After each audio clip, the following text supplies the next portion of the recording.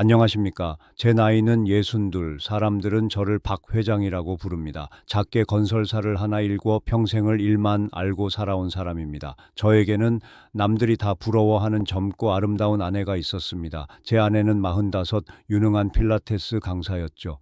늦은 나이에 얻은 제 최고의 자부심이자 어쩌면 트로피였을지도 모르겠습니다. 저는 그 아내를 정말 자랑스러워했습니다. 아내가 원하는 것은 뭐든 다 해주고 싶었습니다. 그래서였을까요? 요즘 아내는 필라테스 스튜디오를 확장해야 한다는 명목으로 저에게 거액의 돈을 자꾸 타갔습니다. 저는 아내의 성공을 돕는다는 생각에 아무런 의심 없이 돈을 내주었죠. 그것이 제 모든 것을 무너뜨릴 비극의 시작이었습니다. 그날도 늦은 밤 저는 서재에서 도면을 보고 있었습니다. 일이 손에 잡히지 않았습니다. 아내는 스튜디오에서 밤샘 작업을 해야 한다며 며칠째 집에 들어오지 않고 있었습니다. 그때였습니다. 낯선 번호로 전화가 한 통 걸려왔습니다. 전화를 받자마자 다급한 목소리가 귓전을 때렸습니다. 제 아내 유지아 씨의 보호자를 찾는 전화였습니다. 사고가 났다고 하더군요. 머릿속이 하얗게 비었습니다. 그런데 전화기 너머의 목소리가 이상한 말을 덧붙였습니다. 운전하던 남자는 현장에서 도주했습니다. 남자요? 운전이라고요? 스튜디오에 있다던 사람이 왜 웬 남자와 채, 그것도 이 늦은 밤에 정신없이 병원으로 달려갔습니다. 응급실은 아수라장이었습니다. 그곳에서 저는 의식이 없는 채 산소호흡기에 의지하고 있는 제 아내를 발견했습니다. 경찰이 제게 다가왔습니다. 아내의 소지품이 담긴 가방과 이것을 건넸습니다. 바로 아내의 채 있던 블랙박스 메모리였습니다. 저는 형사의 말이 귀에 들어오지 않았습니다. 그저 그 작은 메모리칩만 손에 꽉 쥐었습니다. 저는 떨리는 손으로 병원 복도 구석에 주저앉아 제 노트북에 그 메모리를 꽂았습니다. 파일을 열었습니다. 빗소리가 들렸습니다. 사고 직전의 영상이었습니다. 처음에는 그냥 빗소리와 와이퍼 소리만 들렸습니다. 그러다 아내의 웃음소리가 들려왔습니다. 아주 교태가 섞인 제가 한 번도 들어보지 못했던 그런 웃음소리였습니다. 그리고 낯선 젊은 남자의 목소리가 들려왔습니다. 그놈이 웃으며 말하더군요. 회장님 돈으로 우리가 이렇게 호텔에서 노니까 더 짜릿하지 않아요, 사모님? 네, 제 심장이 쿵 하고 바닥으로 떨어졌습니다. 아내의 목소리가 그에 화답했습니다. 아, 오빠, 진짜 우리 남편이랑 비교도 안 돼. 그 뒤로 저는 제 두 귀를 의심했습니다. 차마 제 입에 담을 수도 없는 그런 낯뜨거운 짐승들의 소리가 제 아내의 그 차 안에서 아무렇지 않게 흘러나오고 있었습니다. 블랙박스에는 그 모든 것이 하나도 빠짐없이 전부 녹음되어 있었습니다. 저는 그 차가운 병원 복도에 얼마나 주저앉아 있었는지 모르겠습니다. 노트북은 배터리가 다 되었는지 화면이 검게 변해 있었습니다. 제 손은 감각이 없었습니다. 하지만 귓게는 그 짐승들의 소리가, 아내의 그 목소리가 계속 맴돌았습니다. 회장님 돈으로 우리가 이렇게, 제 돈, 제가 평생을 피땀 흘려 일군 그 돈이 그런 더러운 짓거리에 쓰이고 있었습니다. 간호사가 저를 이상한 눈으로 쳐다보더군요. 그럴 만도 했겠지요. 초점 없는 눈으로 벽에 기대어 앉아 있었으니까요. 저는 천천히 일어섰습니다. 다리에 힘이 들어가지 않았습니다. 하지만 저는 아내의 병실로 가지 않았습니다. 복도 끝에 있는 창문으로 다가갔습니다. 창밖은 아직도 칠흑같이 어두웠습니다. 제 자부심이었던 아내, 제 트로피였던 그 젊은 아내, 그 모든 것이 그냥 하나의 더럽고 천박한 거짓말 덩어리였습니다. 이상하게 눈물은 나지 않았습니다. 슬픔보다는 그냥 차가운, 아주 차가운 분노가 제 명치 끝에 묵직하게 자리를 잡았습니다. 몇 시간이 흘렀을까요? 날이 밝아오기 시작했습니다. 그때 병원에서 연락이 왔습니다. 아내가 의식을 찾았다고 하더군요. 저는 천천히 아내의 1인실 병실로 걸음을 옮겼습니다. 아내는 침대에 누워 있었습니다. 온몸에 붕대를 감고 얼굴은 알아볼 수 없을 정도로 부어 있었습니다. 아내가 저를 발견했습니다. 저는 아내가 울 줄 알았습니다. 혹은 저에게 미안하다고 빌 줄 알았습니다. 하지만 아내의 첫 마디는 제 예상을 완전히 빗나갔습니다. 아내는 저를 쳐다보는 것이 아니라 제 등 뒤 병실 문 쪽을 애타게 바라보며 쉰 목소리로 물었습니다. 민준 씨, 민준 씨는 어디 있어요? 민준. 그 블랙박스에서 들었던 그 어린 제비놈의 이름이었습니다. 남편인 제 앞에서 다 죽어가는 목소리로 그 상간남을 찾고 있었습니다. 제 가슴 속에서 남아있던 아주 작은 그 연민의 불씨마저 완전히 꺼져버렸습니다. 저는 아무런 표정 없이 아내를 내려다보며 물었습니다. 민준, 운전하던 그 남자 이름인가? 아내의 눈이 커졌습니다. 공포, 그제야 공포가 그녀의 얼굴에 떠올랐습니다. 당신 어떻게 경찰이 말해주더군. 현장에서 도망쳤다고. 아내의 얼굴이 하얗게 질렸습니다. 도망쳤다고? 아니야. 그럴 리가 없어. 민준 씨도 다쳤을 거야. 그래서 못 오는 걸 거야. 아내는 붕대를 감은 손으로 더듬거리며 옆에 있던 자신의 휴대전화를 찾았습니다. 저는 그 모습을 그저 가만히 지켜보고 있었습니다. 아내는 떨리는 손가락으로 그 민준이라는 놈에게 전화를 걸었습니다. 신호가 가지 않았습니다. 다시 걸었습니다. 마찬가지였습니다. 아내가 메신저를 확인하더군요. 그리고 그녀의 얼굴이 그대로 굳어버렸습니다. 내가 차단당했어. 저는 그런 아내를 바라보며 아주 차분하게 입을 열었습니다. 도망갔어, 유지아 씨. 아니야, 아니야. 그 스튜디오 확장 자금, 내가 지난주에 넣어준 그 돈, 그리고 지지난주에 넣어준 그 돈 전부. 아내의 눈이 공포로 흔들렸습니다. 방금 계좌 확인해보고 오는 길이야. 전부 인출됐더군. 깨끗하게 영원히 찍혀 있었어. 우리 스튜디오가 아니었나 보지? 그놈 도망갈 자금 아니었나? 아내의 얼굴이 절망으로 무너져 내렸습니다. 자신이 모든 것을 걸었던 그 젊은 남자가 자신이 남편에게서 빼돌린 그 수억 원의 돈을 전부 들고 사고가 나자마자 자신을 버리고 도망쳤다는 그 사실을 깨달은 것입니다. 아내가 짐승처럼 울부짖기 시작했습니다. 아니야. 민준 씨, 참 가소로웠습니다. 그 순간에도 제 걱정은 단 1초도 하지 않더군요. 그때였습니다. 병실 문이 열리고 의사가 간호사들과 함께 들어왔습니다. 회진 시간인 듯 했습니다. 선생님, 아내가 갈라진 목소리로 물었습니다. 저 걸을 수 있죠? 네? 저 필라테스 다시 할 수 있죠?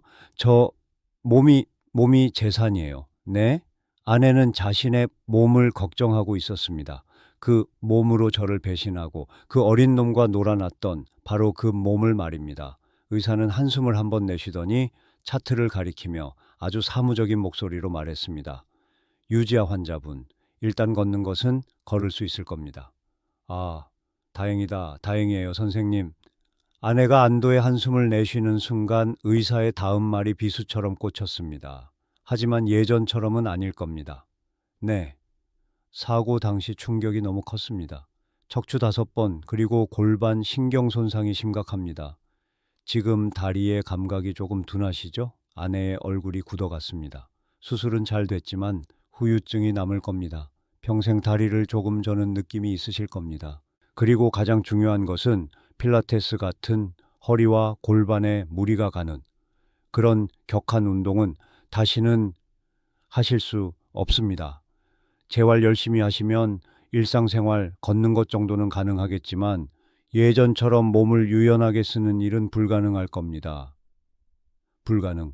다시는 할 수 없다. 그 말이 병실 안을 울렸습니다. 아내의 눈이 그대로 멈췄습니다. 초점이 완전히 사라졌습니다. 모든 것을 잃었습니다. 돈도 사랑도 그리고 자신이 그토록 자랑스러워했던 그 몸뚱이마저 이제 아무 쓸모가 없어진 것입니다. 필라테스 강사 유지아, 그녀의 인생은 끝났습니다. 아내는 소리도 지르지 못했습니다. 그저 허 하고 바람 빠지는 소리만 내며 그대로 의식을 잃었습니다. 간호사들이 다급하게 아내에게 달려들었습니다. 저는 그 모든 광경을 가만히 지켜보다가 조용히 병실을 빠져나왔습니다. 제 역할은 끝났으니까요. 병원 복도 창밖으로 해가 떠오르고 있었습니다. 참 오랜만에 보는 아침 해였습니다. 저는 주머니에서 휴대전화를 꺼냈습니다. 그리고 제 변호사에게 전화를 걸었습니다. 김 변호사, 나 박 회장이야. 이혼 준비해야겠네. 그리고 상간자 소송 같이 진행하지. 네, 이제 정리를 시작할 시간이었습니다. 그날 병원에서 나온 이후로 저는 단 한 번도 아내를 찾아가지 않았습니다. 병원비는 제 비서실을 통해 묵묵히 처리해 주었습니다. 그것이 남편으로서의 마지막 의무라고 생각했으니까요. 모든 법적인 절차는 김 변호사를 통해 아주 조용하고 신속하게 진행되었습니다. 이혼 소송, 그리고 제 돈 수억 원을 들고 튄 그 민준이라는 놈에 대한 상간자 소송 및 형사 고소까지. 물론 그 놈은 이미 해외로 도망친 뒤였습니다. 잡을 수 있을 거라는 기대는 하지 않았습니다. 다만 법이라는 기록을 남기고 싶었을 뿐입니다. 몇 달이 흘렀습니다. 계절이 바뀌었더군요. 저는 모든 것을 잊은 사람처럼 그저 일만 했습니다. 새벽에 출근하고 밤늦게 퇴근하고 그러던 어느 쌀쌀한 늦가을 오후였습니다. 제 회장실로 비서가 인터폰을 했습니다. 사모님이 아니 유지아 씨가 찾아왔다고 하더군요. 저는 잠시 망설였습니다. 만나고 싶지 않았습니다. 하지만 이 지긋지긋한 악연을 제 손으로 직접 끊어내야 한다는 생각이 들었습니다. 들여보내. 잠시 후 무거운 회장실 문이 열렸습니다. 그리고 저는 제 눈을 의심했습니다. 아내는 휠체어를 타고 있었습니다. 병원에서 보았던 그 붕대는 모두 풀었지만 얼굴 한쪽에는 아주 흉측한 상처 자국이 남아 있었습니다. 화려했던 필라테스 강사의 모습은 온데간데 없고 그저 아주 초라하고 망가진 여자가 제 앞에 있었습니다. 비서가 아내의 휠체어를 제 책상 앞까지 밀어주고 조용히 물러났습니다. 정막이 흘렀습니다. 먼저 침묵을 깬 것은 아내였습니다. 아내는 휠체어에서 그대로 바닥으로 기어 내려오려고 애를 썼습니다. 여보, 아니, 회장님, 검. 아내가 바닥에 엎드려 울기 시작했습니다. 그 쓸모 없어진 다리를 질질 끌면서 제 책상 쪽으로 기어오더군요. 아내는 자신이 다 잘못했다며 빌었습니다. 자신의 이 꼴을 보라며 이것이 다 벌을 받은 것이라며 울부짖었습니다. 제발 한 번만, 단 한 번만 용서해 달라고 애원했습니다. 저는 그 모든 광경을 가만히 내려다보았습니다. 그리고 아주 천천히 입을 열었습니다. 지아야. 아내가 눈물 범벅이 된 얼굴로 저를 올려다보았습니다. 희미한 희망을 본 것처럼 말입니다. 저는 조용히 이혼 서류 한 장을 책상 위로 내밀었습니다. 넌 벌을 받은 게 아니야. 네, 넌 그냥 네가 가진 걸 다 잃은 거지. 내 무기였던 그 젊고 예쁜 얼굴도, 내 돈으로 너랑 놀아주던 그 제비놈도, 그리고 네가 그토록 자랑하던 그 필라테스 몸뚱이도, 넌 그냥 나한테 버림받고 그놈한테도 버림받고 쓸모가 없어진 것뿐이야. 아내의 얼굴에서 모든 빛이 사라졌습니다. 나가.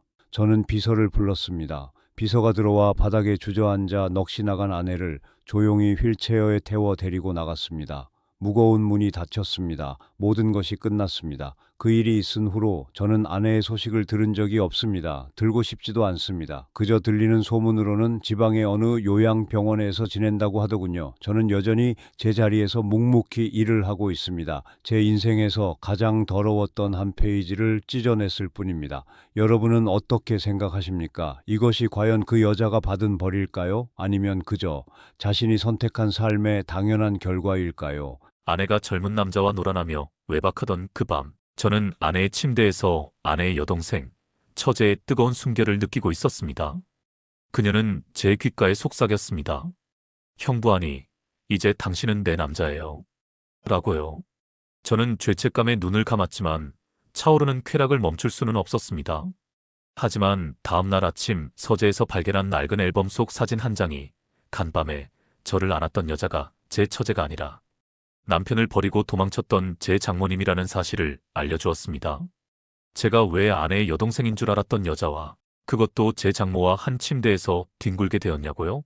이 모든 것은 저를 기만한 잔인한 아내와 그런 딸에게 이용당한 장모, 그리고 모든 것을 되찾으려는 한 남자의 가장 처절하고 완벽한 복수극의 시작이었습니다.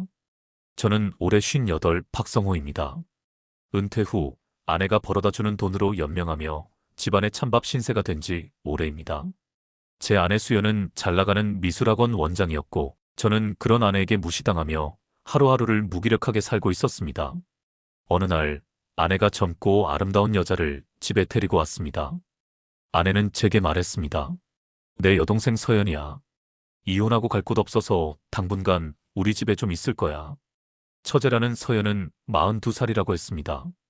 이혼의 상처 때문인지 금방이라도 부서질 것처럼 위태로워 보였죠. 저는 그저 편하게 있으라는 말밖에 할 수 없었습니다. 그날부터 저희 세 사람의 기묘한 동거가 시작되었습니다. 하지만 아내는 전시회 준비를 핑계로 외박이 잦아졌고 이 거대한 집에는 저와 젊은 처제 서연 단둘이 남겨지는 날이 많아졌습니다. 서연은 밤마다 잠을 이루지 못했습니다. 새벽녘 부엌에 나가보면 그녀는 우울증 약을 물과 함께 삼키며 홀로 눈물 짓고 있었습니다. 저는 그런 그녀에게서 아내에게 무시당하는 제 모습을 보았습니다. 저희는 닮아 있었습니다. 세상에 혼자 버려진 외로운 두 영혼이었죠. 저희는 새벽마다 부엌 식탁에 마주 앉아 서로의 상처를 위로하기 시작했습니다. 그녀는 바람난 전남편 이야기를, 저는 저를 무시하는 아내 이야기를. 대화가 깊어질수록 저희 사이의 감정도 걷잡을 수 없이 깊어졌습니다. 그러던 어느 날 저는 보고야 말았습니다. 아내가 전시회가 아닌 젊은 남자와 호텔 주차장에서 뜨겁게 키스를 나누는 장면을. 20년 결혼 생활이 무너지는 순간이었지만 이상하게도 분노보다 공허함이 더 컸습니다. 그날 밤 저는 술에 취해 집에 들어왔습니다. 서연이 저를 부축해 주었습니다. 형부 괜찮아요? 그녀의 눈에는 저와 같은 상처가 담겨 있었습니다. 저는 그녀를 와락 껴안았습니다. 서연아, 나도 이제 자유롭게 살 거야. 그날 밤 저희는 아내의 침대 위에서 서로의 외로움을 미친 듯이 탐하며 금기를 넘었습니다. 아내의 침대에서 저는 처제인 줄 알았던 서연의 몸을 몇 번이고 탐했습니다. 그녀는 제게서 무기력한 남편이 아닌 뜨거운 남자를 끄집어냈습니다. 아내가 없는 집은 우리 두 사람만의 은밀하고 위험한 낙원이 되었습니다. 저는 죄책감을 느끼면서도 이 멈출 수 없는 쾌락에 기꺼이 몸을 던졌습니다. 그러던 어느 날 오후였습니다. 서연이 잠시 외출한 사이 저는 그녀의 방을 정리해 주려 했습니다. 그녀에 대해 더 알고 싶다는 마음도 있었죠. 옷장 서랍을 열었을 때 저는 낡은 사진 앨범 하나를 발견했습니다. 그녀의 어릴 적 모습이 궁금해 저는 무심코 앨범을 펼쳤습니다. 앨범은 평범한 성장 사진들로 채워져 있었습니다. 그런데 마지막 페이지에서 제 심장이 멎는 것 같았습니다. 30년은 좋게 넘어 보이는 낡은 가족 사진. 그 속에는 앳된 얼굴의 제 아내 수연과 지금의 서연, 그리고 낯선 남자 한 명이 함께 서 있었습니다. 온몸에 소름이 돋았습니다. 저는 떨리는 손으로 사진을 빼내어 뒷면을 확인했습니다. 그곳에는 제 세상을 무너뜨리는 한 문장이 적혀 있었습니다. 사랑하는 남편과 내 딸 수연 그리고 나. 1995년. 내 딸 수연 그리고 나. 서연은 제 아내의 여동생이 아니었습니다. 그녀는 바로 수십 년 전 남편을 버리고 어린 딸만 데리고 도망쳤다던 제가 얼굴도 본 적 없는 제 장모님이었던 겁니다. 저는 그 자리에 주저앉아 헛웃음을 터뜨렸습니다. 내가 지금껏 내 장모와 아내의 침대에서. 그날 밤 저는 서연, 아니 제 장모님에게 앨범을 던지며 모든 것을 추궁했습니다. 그녀는 눈물로 모든 진실을 고백했습니다. 젊은 시절 남편을 버리고 새 출발했지만 그 남자에게도 버림받고 사기까지 당해오갈 데 없는 신세가 되었다고요. 그래서 딸에게 연락했지만 제 아내는 이렇게 말했다고 합니다. 엄마가 내 엄마인 게 창피해. 아빠 버리고 도망간 주제에 이제 와서 왜 나타나. 대신 제 아내는 자신의 어머니에게 아주 잔인한 제안을 했다고 합니다. 내 남편 옆에서 젊은 여동생 행세나 해. 내가 밖에서 편하게 남자 만나려면 집안에 내 남편을 감시할 사람이 필요하거든. 숙식은 해결해 줄 테니 내 눈과 귀가 되어줘. 살기 위해 딸의 제안을 받아들일 수밖에 없었다고 그녀는 울며 용서를 빌었습니다. 저는 모든 것을 깨달았습니다. 제 아내는 처음부터 저를 기만하고 있었습니다. 자신의 자유로운 외도를 위해 제 옆에 자신의 어머니를 처제라는 이름의 감시자로 붙여놓았던 겁니다. 그리고 저는 그 사실도 모른 채 제 장모와 한 침대에서 뒹굴었던 거고요. 저는 서연, 아니 제 장모의 눈물을 닦아주었습니다. 그리고 그녀의 손을 잡았습니다. 그 순간 우리는 더 이상 불륜 관계가 아니었습니다.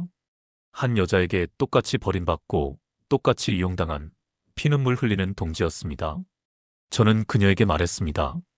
이제부터 내 아내와 당신 딸에게 우리가 당한 것보다 더한 지옥을 선물합시다. 그날 이후 저와 장모님은 복수를 위한 완벽한 연극을 시작했습니다. 저는 여전히 아내에게 무시당하는 무기력한 남편을, 장모님은 형부에게 묘한 감정을 느끼는 위태로운 처제를 연기했죠. 제 아내는 아무것도 모른 채 저희 두 사람을 발밑에 두고 조종하고 있다고 착각했습니다. 저희는 아내의 모든 것을 감시했습니다.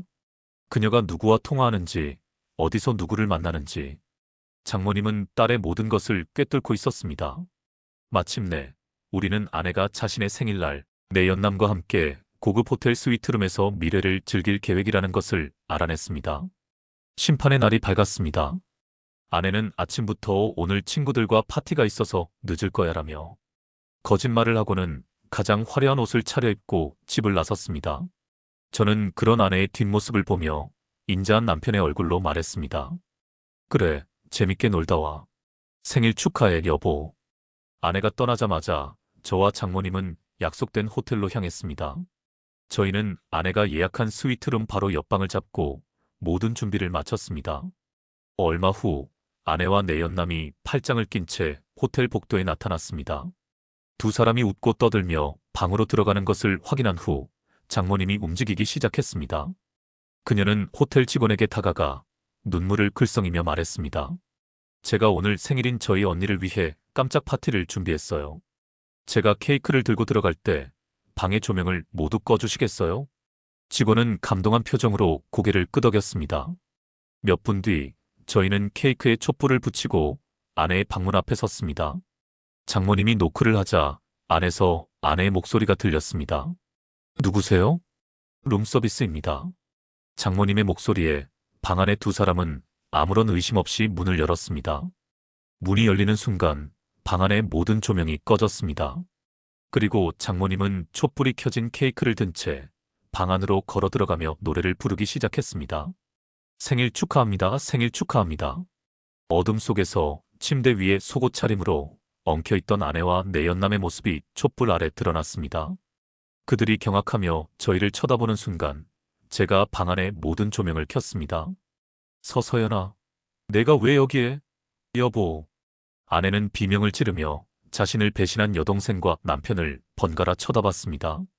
그리고는 이내 이 모든 상황을 꾸민 범인이 저라고 생각했는지 제게 악을 쓰기 시작했습니다. 당신, 감히 내 동생을 끌어들여 나한테 복수하려고. 내 동생이랑 바람이라도 피운 거야. 이 더러운 인간아. 저는 차갑게 웃었습니다.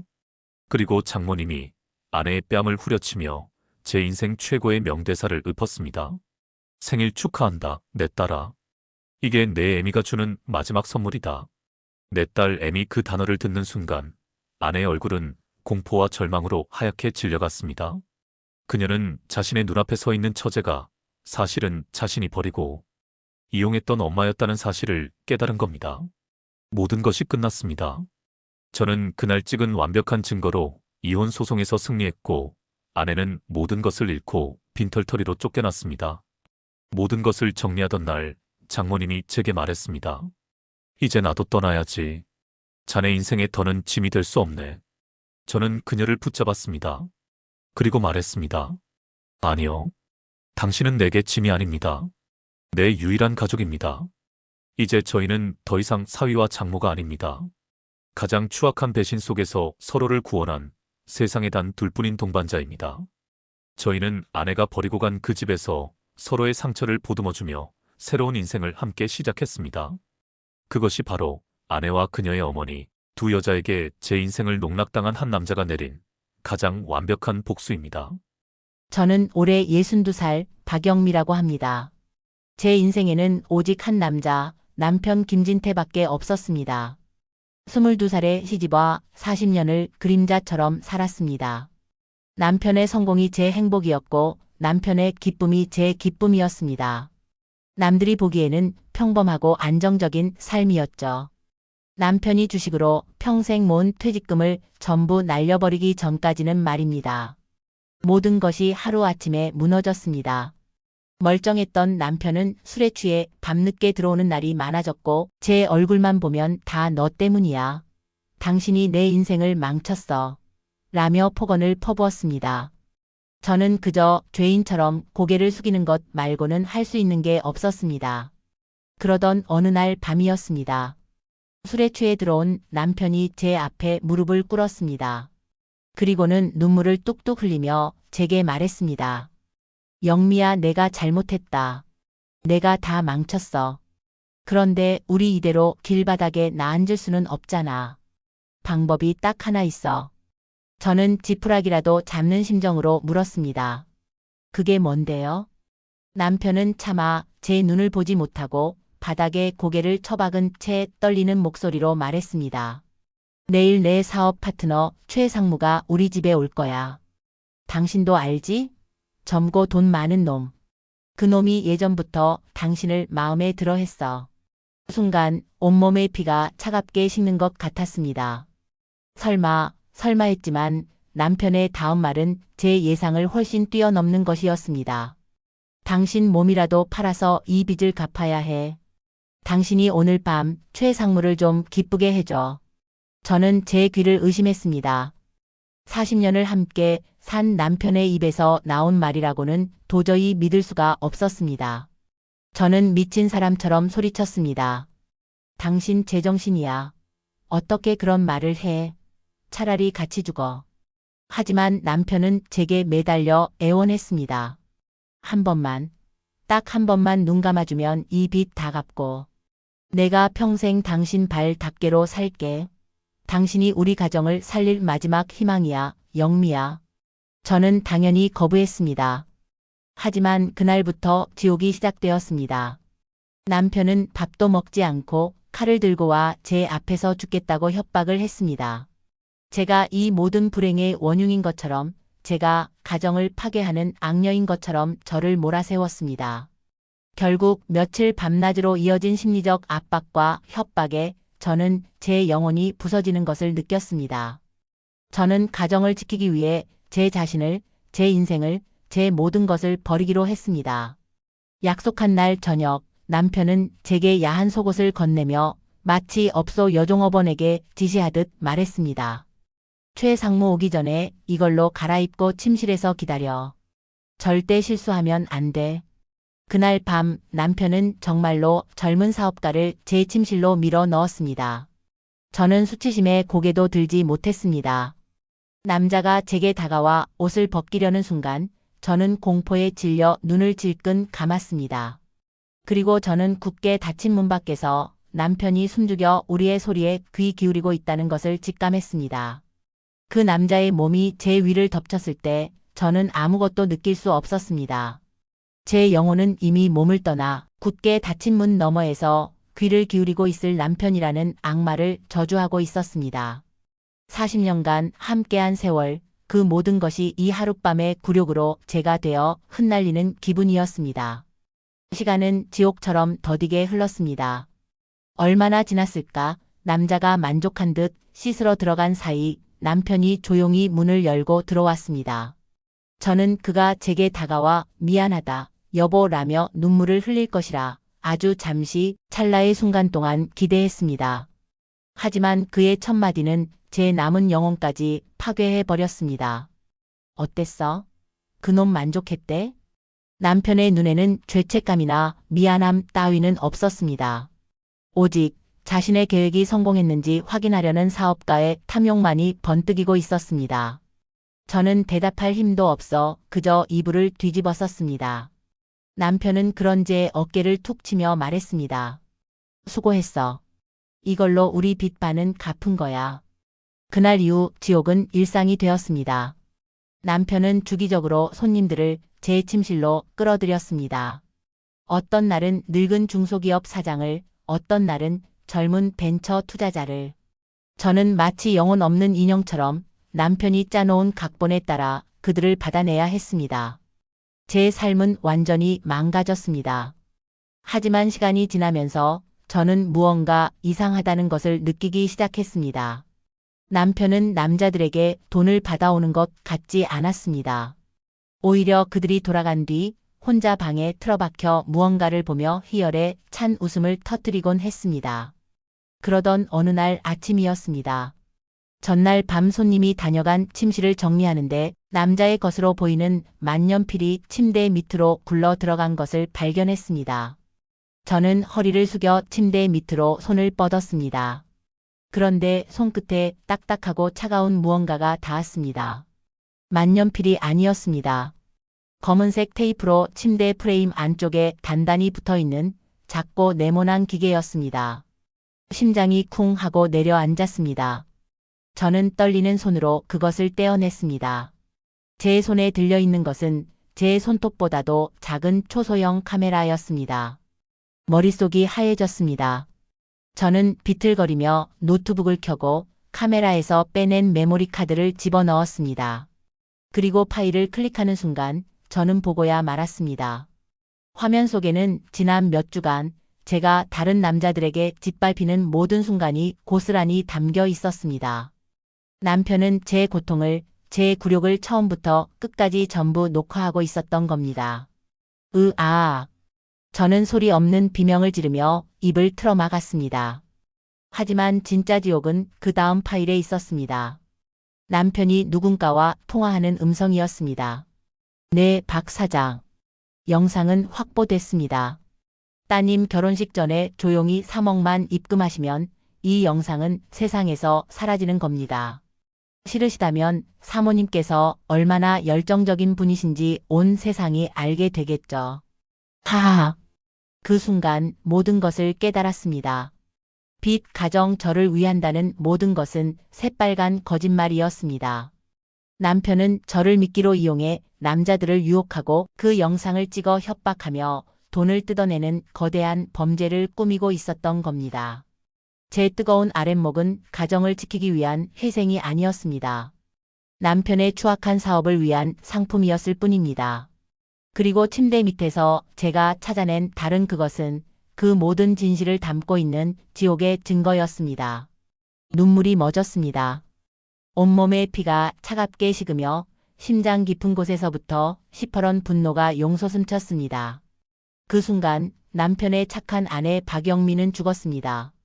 그리고 복수의 화신이 바로 그 지옥의 침대 앞에서 태어났습니다.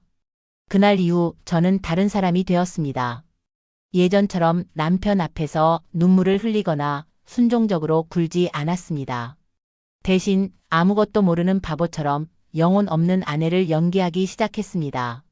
남편은 제 변화를 전혀 눈치채지 못했습니다. 그는 여전히 자신이 이 모든 판을 짜고 있는 유일한 설계자라고 착각하고 있었죠. 저는 복수를 위해 차근차근 움직였습니다. 먼저 침대 밑에서 찾아낸 카메라의 모든 영상과 남편의 협박, 통화 녹취 원본을 제 개인 클라우드와 USB 여러 개에 백업해 두었습니다. 이것이 제 가장 강력한 무기가 될 테니까요. 그리고 저는 남편의 다음 타겟에 대해 조사하기 시작했습니다.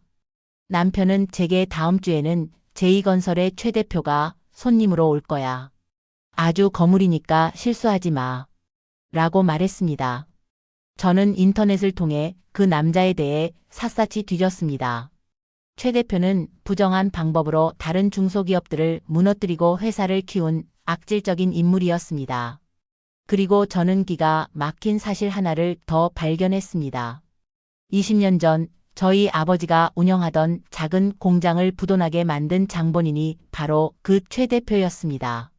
온몸에 소름이 돋았습니다.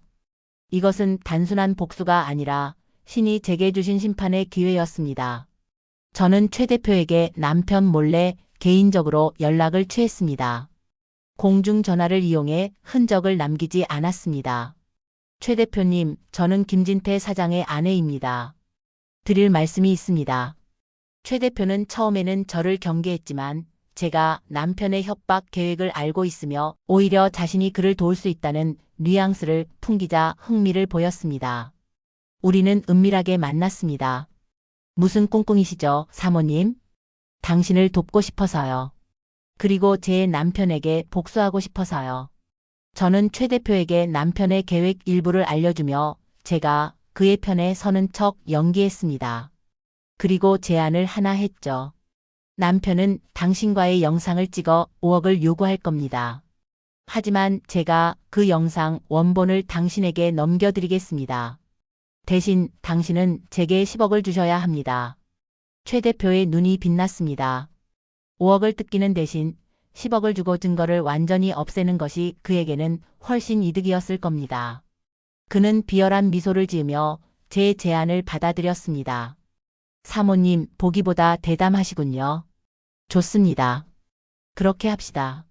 그는 제가 남편을 배신하고 자신과 한편이 되었다고 완전히 믿게 되었습니다. 그렇게 저는 두 악마를 모두 심판대에 올릴 완벽한 판을 짜기 시작했습니다. 약속의 날이 밝았습니다. 남편은 아무것도 모른 채 오늘 밤만 잘 넘기면 우리 인생 펴는 거야. 라며 들떠 있었습니다. 저는 그런 그를 보며 속으로 칼을 갈았습니다. 그날 밤 최 대표가 집에 도착했습니다. 남편은 시나리오대로 저와 최 대표를 침실로 밀어넣고는 문 밖에서 숨죽여 기다렸습니다. 최 대표는 침실에 들어오자마자 제게 물었습니다. 남편분 정말 저기 있습니까? 카메라는 어디 있죠? 저는 조용히 고개를 끄덕이며 미리 준비해둔 가짜 카메라가 있는 탁상 시계를 가리켰습니다. 잠시 후 저는 계획대로 비명을 질렀습니다. 왜 이러세요? 이러지 마세요. 제 비명 소리를 듣고 남편이 흥분하며 문을 박차고 들어왔습니다. 손에는 모든 것을 녹화하고 있는 휴대폰을 든 채였습니다. 최 대표, 당신 지금 내 아내에게 무슨 짓을 하는 거야? 남편이 의기양양하게 소리치는 순간 최 대표는 당황하는 연기를 하며 무릎을 꿇었습니다. 모든 것이 완벽한 시나리오대로 흘러가고 있었습니다. 남편은 그런 최 대표를 비웃으며 외쳤습니다. 5억. 당장 5억을 내놓지 않으면 이 영상이 내일 아침 뉴스에 나갈 줄 알아. 남편이 돈을 요구하며 포효하던 바로 그 순간이었습니다. 저는 조용히 제 휴대폰의 버튼 하나를 눌렀습니다. 그러자 방 안의 블루투스 스피커에서 며칠 전 제가 녹음해 두었던 남편의 목소리가 울려 퍼지기 시작했습니다. 최 대표 놈만 걸려들면 돼. 그놈한테 5억 뜯어내고 영상은 내가 갖고 있다가 나중에 또 우려먹어야지. 영미, 저 여편 내는 돈만 쥐어주면 평생 내 발밑에서 벌벌 기며 살게 될 거야. 스피커에서 흘러나오는 자신의 목소리에 남편의 얼굴이 하얗게 질려갔습니다. 최 대표 역시 어리둥절한 표정으로 저와 남편을 번갈아 쳐다봤습니다. 저는 얼어붙은 남편에게 다가가 차가운 미소를 지으며 말했습니다. 여보, 당신이 짠 연극은 여기까지야. 이제부터는 내가 만든 무대가 시작될 거거든. 스피커에서 흘러나오는 자신의 목소리에 남편의 얼굴은 사색이 되었습니다. 최 대표 역시 이 모든 상황이 믿기지 않는다는 듯 저를 쳐다봤습니다. 저는 그 두 남자를 향해 제 인생에서 가장 차갑고도 당당한 미소를 지어 보였습니다. 최 대표님, 제 남편은 당신에게 5억을 요구했지만 저는 좀 다릅니다. 저는 가방에서 서류 몇 장을 꺼내 테이블 위에 던졌습니다. 그건 제가 밤새 조사한 최 대표의 탈세와 비자금 내역에 대한 증거였습니다. 저는 당신의 전 재산을 원하거든요. 최 대표의 얼굴이 하얗게 질렸습니다. 저는 그에게 선택권을 주었습니다. 여기서 제 남편과 함께 불법 영상 촬영 및 공갈 협박 미수대로 경찰서에 가시겠어요? 아니면 제게 위자료로 20억을 보내고 조용히 사라지시겠어요? 20년 전 당신이 우리 아버지 공장을 헐값에 집어삼켰던 것에 대한 이자까지 톡톡히 쳐서 드리는 겁니다. 최 대표는 떨리는 손으로 휴대폰을 꺼내 들었습니다. 그가 제 통장으로 돈을 이체하는 동안 저는 제 남편에게 다가갔습니다. 그리고 그의 귓가에 악마처럼 속삭였습니다. 여보, 당신이 그랬지? 내가 당신 발밑에서 평생 기며 살게 될 거라고. 그런데 어쩌나 이제 당신이 평생을 감옥에서 썩게 생겼는데. 남편이 공포에 질린 눈으로 저를 쳐다보며 무언가 말하려는 순간 현관 초인종이 울렸습니다. 저는 미소를 지으며 말했습니다. 아, 손님이 왔네. 문이 열리고 경찰들이 집 안으로 들이닥 쳤습니다. 김진태 씨, 성폭력 범죄 처벌 등에 관한 특례법 위반, 공갈 협박 미수 혐의로 긴급 체포합니다. 남편은 제 이름을 부르며 발악했지만 그의 손에 차가운 수갑이 채워지는 것을 막을 수는 없었습니다. 저는 그 모습을 눈 하나 깜빡이지 않고 똑똑히 지켜보았습니다. 1년이 흘렀습니다. 남편은 재판에서 징역 7년형을 선고받고 교도소에 수감되었습니다. 저는 당연히 이혼했고 남편의 남은 재산까지 모두 위자료로 받았습니다. 악마 같았던 최 대표는 거액의 돈을 잃고 사업에 큰 타격을 입었다는 소식을 들었습니다. 저는 그 돈으로 작은 건물을 하나 샀습니다. 그리고 그곳에 저처럼 남편이나 가족에게 고통받은 여성들이 언제든 찾아와 쉴 수 있는 쉼터를 만들었습니다. 얼마 전 쉼터에 새로 들어온 한 젊은 여자가 제게 물었습니다. 대표님은 어떻게 그 모든 지옥을 이겨내셨어요? 저는 창밖의 햇살을 바라보며 아주 오랜만에 진심으로 웃었습니다. 나는 아무것도 이겨내지 않았어요. 그냥 내 인생의 주인이 누구인지 되찾아왔을 뿐이에요. 평생을 남편의 아내로만 살았던 박영미는 죽었습니다. 이제 저는 제 이름 속 자만으로도 충분히 빛나는 사람이 되었습니다. 지옥의 가장 밑바닥에서 저는 비로소 제 자신을 구원했던 겁니다. 저는 올해 62 한평생 건설 현장에서 땀 흘려 일하다 작년에 퇴직한 김철수라고 합니다. 30년 넘게 한 직장에 몸 바쳐 일했고 아내 윤정민과는 결혼한 지 35년이 되었습니다.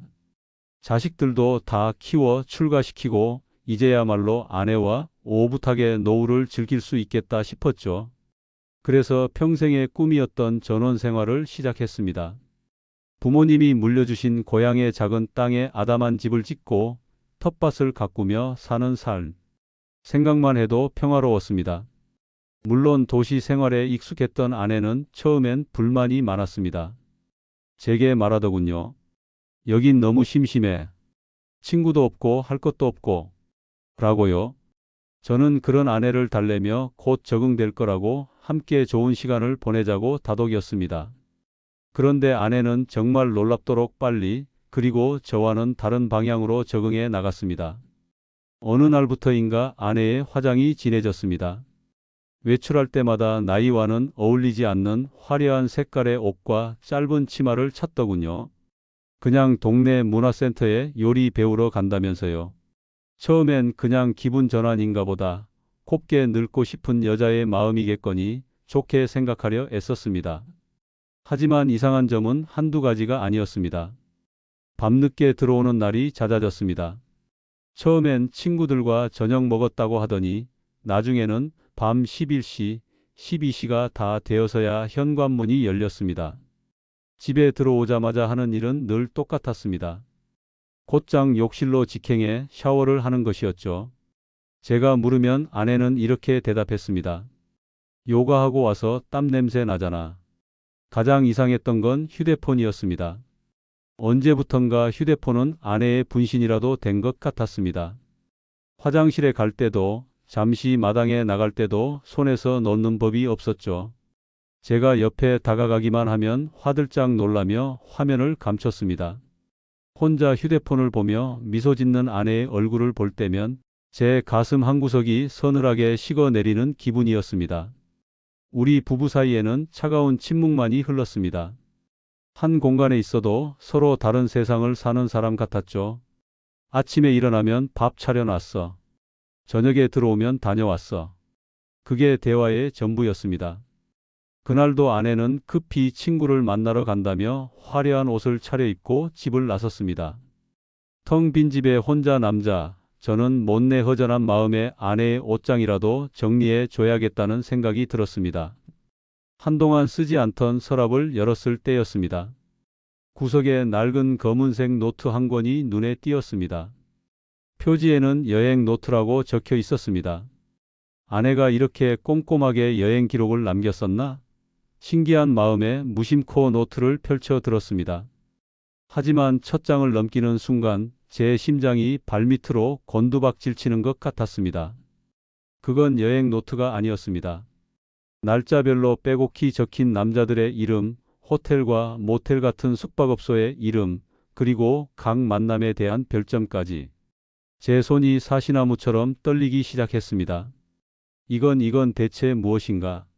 머릿속이 새하얗게 비어버렸습니다. 그건 제 심장을 멈추게 한 지난 16년간 아내가 조용히 써 내려온 끔찍한 배신의 기록이었습니다. 노트를 넘기는 제 손이 더 이상 제 것이 아닌 것처럼 느껴졌습니다. 한 장, 두 장 페이지를 넘길 때마다 낯선 남자들의 이름과 함께 제 숨통을 조여오는 것 같았습니다. 호텔 이름, 모텔 이름, 심지어 어느 깊은 산속의 펜션 이름까지 상세하게 적혀 있었습니다. 각 만남에 대한 짧은 평가도 있었습니다. 체력 좋음, 너무 서두름, 재미있었음 같은 마치 식당 평가를 하듯 아무렇지 않게 적어 내려간 글자들이 제 눈을 파고들었습니다. 눈앞이 캄캄해졌습니다. 이게 정말 내 아내가 쓴 글이란 말인가? 35년을 함께 산 내 아내가 날짜는 16년 전인 2008년에서 시작되어 바로 지난주에 끝나 있었습니다. 믿을 수가 없었지만 그 필체는 분명 아내의 것이었습니다. 노트에 적힌 남자의 수는 무려 103명이었습니다. 103명. 헛웃음이 터져 나왔습니다. 16년이면 우리 딸아이가 겨우 중학생이었을 때입니다. 제가 가족을 먹여 살리겠다고 건설 현장에서 먼지를 뒤집어 쓰고 있을 때 아내는 다른 남자들의 품을 전전하며 이런 쾌락의 기록을 남기고 있었던 겁니다. 그런데 다음 장을 넘기던 제 눈이 한 곳에 얼어붙었습니다. 김영호. 제 고등학교 동창이자 지금도 가끔 만나 막걸리 한 잔을 기울이는 친구의 이름이었습니다. 설마 아닐 거야. 하지만 이름 옆에 적힌 날짜는 명확했습니다. 작년 제 생일 바로 다음 날이었죠. 그날 영호는 제게 전화를 걸어 말했습니다. 철수야, 어제 생일인데 챙겨주지도 못했네. 오늘 내가 자네 아내한테 맛있는 거라도 사주라고 용돈 좀 붙였어. 라고요. 저는 그저 고맙다고만 했습니다. 40년 지기 친구의 따뜻한 마음에 감동까지 했었죠. 그런데 그 돈으로 두 사람은 호텔에 갔던 겁니다. 온몸에 피가 차갑게 식었습니다. 하지만 충격은 거기서 끝나지 않았습니다. 우리가 다니던 교회의 이성준 장로님, 딸아이의 중학교 담임이었던 최 선생, 심지어 사돈의 남동생 이름까지. 제가 아는 이름 한두 번이라도 얼굴을 마주쳤던 이름들이 나올 때마다 저는 심장에 칼이 박히는 듯한 고통을 느꼈습니다. 35년의 결혼 생활이 제가 쌓아 올렸다고 믿었던 모든 것이 한낱 모래성처럼 힘없이 무너져 내렸습니다. 한참을 그 자리에 쓰러져 울부짖고 싶었습니다. 하지만 이상하게도 눈물은 나오지 않았습니다. 대신 심장 깊은 곳에서부터 차갑고 날카로운 무언가가 솟구쳐 올랐습니다. 분노, 그리고 증오였습니다. 그래, 이대로 무너질 순 없다. 저는 떨리는 손으로 노트를 원래 있던 서랍 깊숙한 곳에 다시 넣었습니다. 그리고 마치 아무 일도 없었던 것처럼 서랍을 닫았습니다. 지금 아내에게 이걸 따져 물어봤자 무슨 소용이 있겠습니까? 분명 잡아뗄 것이고 오히려 저를 의부증 환자로 몰아갈지도 모릅니다. 조용히, 아주 조용히 증거를 모으는 겁니다. 그리고 이 배신에 관련된 모두에게 자신이 저지른 짓에 대한 대가를 반드시 치르게 하는 겁니다. 그날부터 저는 연기를 시작했습니다. 먼저 제 휴대폰을 꺼내 그 끔찍한 노트의 모든 페이지를 한 장도 빠짐없이 사진으로 찍어두었습니다. 그리고 그날 밤 아내가 잠들기만을 기다렸습니다. 아내가 깊이 잠든 것을 확인한 후 저는 조심스럽게 거실로 나와 아내의 휴대폰을 손에 들었습니다. 비밀번호 무엇으로 되어 있을까? 가슴이 두근거렸습니다. 혹시나 하는 마음에 우리 부부의 결혼기념일을 눌러보았습니다. 찰칵 하고 잠금이 풀렸습니다. 순간 저는 허탈한 웃음을 터뜨렸습니다. 참으로 기가 막힌 일이 아닙니까? 온갖 배신의 증거를 담아놓은 그 기계의 비밀번호가 우리의 사랑을 맹세했던 결혼기념일이라니. 카카오톡 대화 목록을 열자 수많은 남자들의 이름이 나타났습니다. 아내는 영악하게도 사진이나 민감한 대화는 대부분 삭제한 상태였지만 미처 지우지 못한 대화들 속에서 저는 명백한 증거들을 찾아낼 수 있었습니다. 만남을 약속하는 대화, 서로 애정을 표현하는 말들, 심지어 저에 대한 험담까지. 마치 제가 아내를 구속하고 학대하는 폭력적인 남편인 것처럼 다른 남자들에게 저를 묘사하고 있었습니다.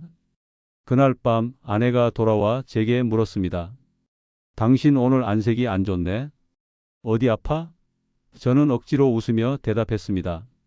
아니, 그냥 좀 피곤해서 그래. 제 인생 가장 길고도 끔찍한 연극이 시작되는 순간이었습니다. 그날 이후 저는 제 집에서 가면을 쓴 이방인이 되었습니다. 아침에 일어나면 평소처럼 아내와 마주 앉아 밥을 먹었습니다. 아내가 오늘 동창회 모임이 있어서 좀 늦을 거야. 라고 말하면 저는 태연하게 대답했습니다. 그래, 재미있게 놀다 와. 라고요. 제 속은 시커멓게 타들어가고 있었지만 얼굴에는 온화한 미소까지 지어 보였습니다. 가슴이 찢어지는 것 같았습니다. 밤에는 잠을 이룰 수가 없었습니다. 눈을 감으면 노트에 적힌 그 수많은 이름들과 아내의 휴대폰에서 봤던 차마 눈 뜨고 보기 힘든 사진들이 떠올라 심장이 터질 것 같았습니다. 식욕도 사라져 한 달 만에 몸무게가 7kg이나 빠졌습니다. 어느 날 아내가 제 얼굴을 보더니 걱정스러운 투로 말했습니다. 당신 왜 이렇게 살이 빠졌어?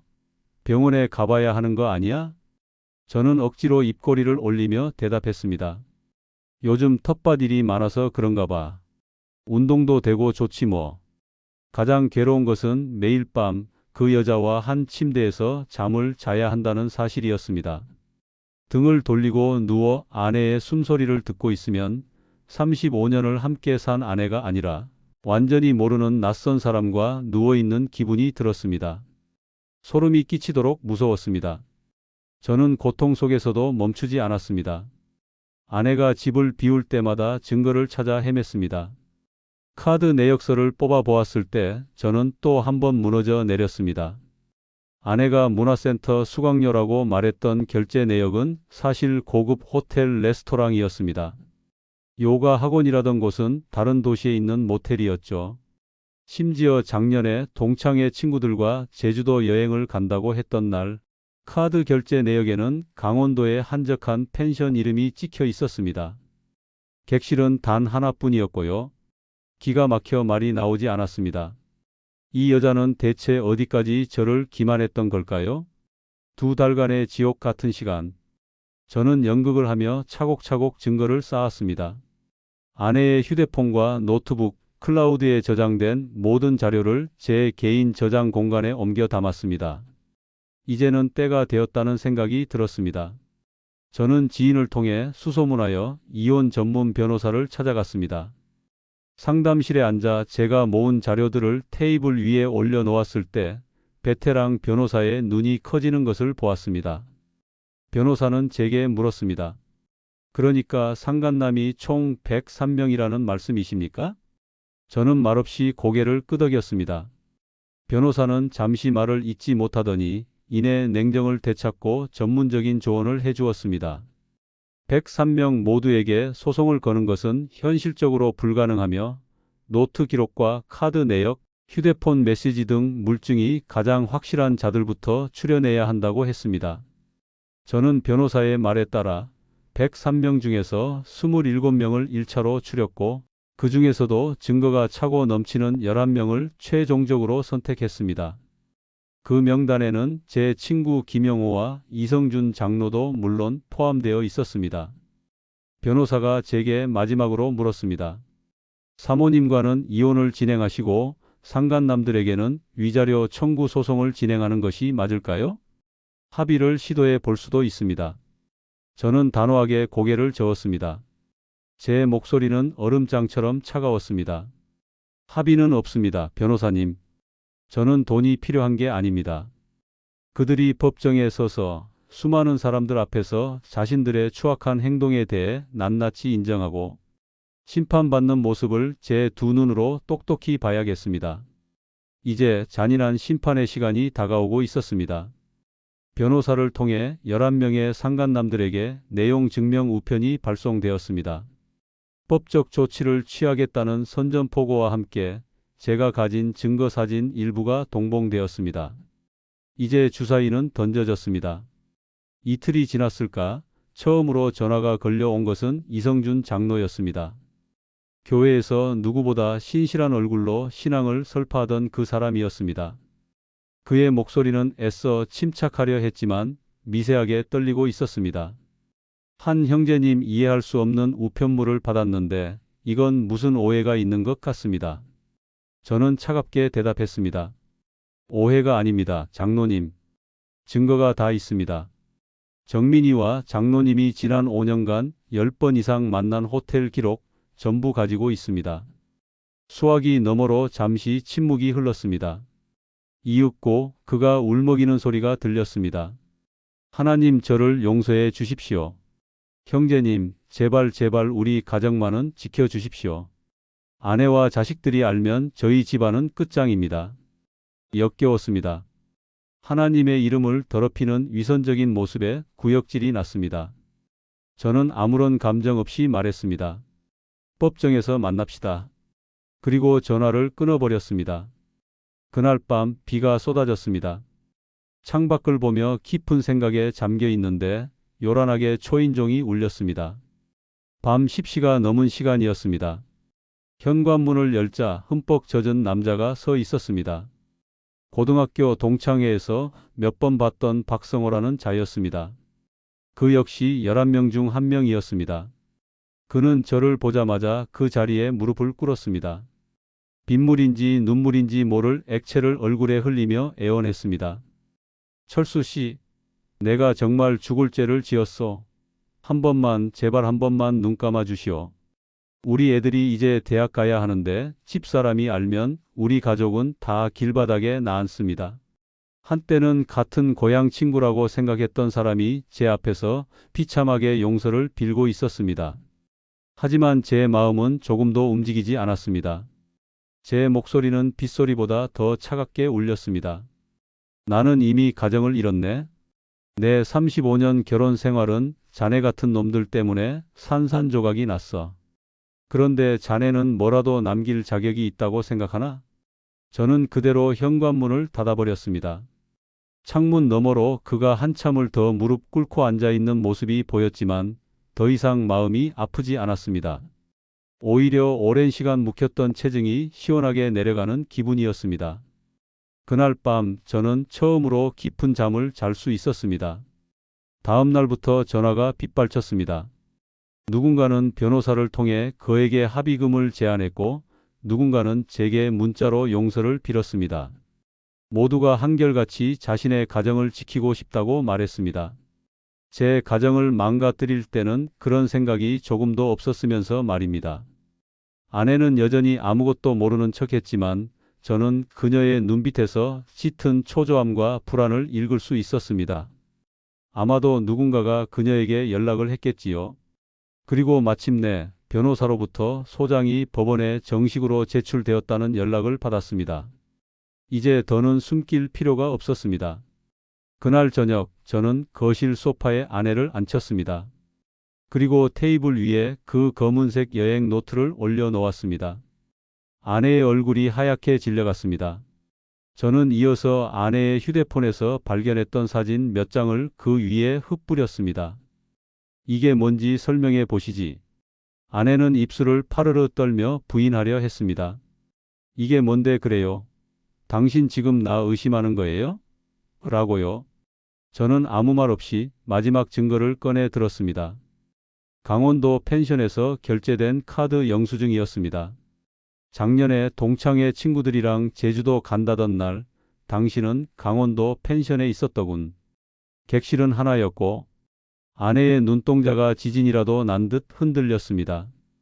더 이상 어떤 변명도 할 수 없다는 것을 깨달았겠지요. 결국 아내는 고개를 푹 숙였습니다. 저는 자리에서 일어나 차갑게 얼어붙은 아내를 내려다보며 말했습니다. 지난 2달간의 당신 연기 아주 훌륭했어. 하지만 이제 게임은 끝났어, 윤정민.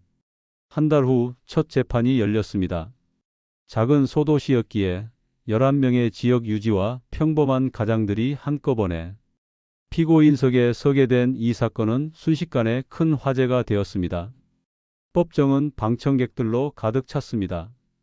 피고인석에 나란히 앉아있는 11명의 얼굴을 쳐다보았습니다. 제 친구였던 김영호도 교회의 장로였던 이성준도 모두 고개를 푹 숙인 채 바닥만 보고 있었습니다. 재판이 시작되고 제 변호사가 차분한 목소리로 증거들을 하나씩 제출하기 시작했습니다. 아내의 비밀 노트, 두 사람의 애정이 뚝뚝 묻어나는 카카오톡 대화, 차마 눈 뜨고 볼 수 없었던 사진들, 그리고 그들의 거짓말을 증명하는 카드 내역까지. 방청석에서는 증거가 하나씩 나올 때마다 나지막한 탄식이 터져 나왔습니다. 판사조차 놀란 표정을 감추지 못했습니다. 상간남들의 변호사들은 동해 하에 맺은 관계였다거나 아내가 적극적으로 유혹했다는 식의 변명을 늘어놓았지만 산더미 같은 증거 앞에서 그들의 주장은 힘을 잃었습니다. 증인석에 선 이성준 장로는 떨리는 목소리로 정민이와의 관계를 모두 인정했습니다. 교회 성가대 연습이 끝난 후 혹은 봉사활동을 핑계로 만나왔던 추악한 사실들을 제 입으로 털어놓았죠.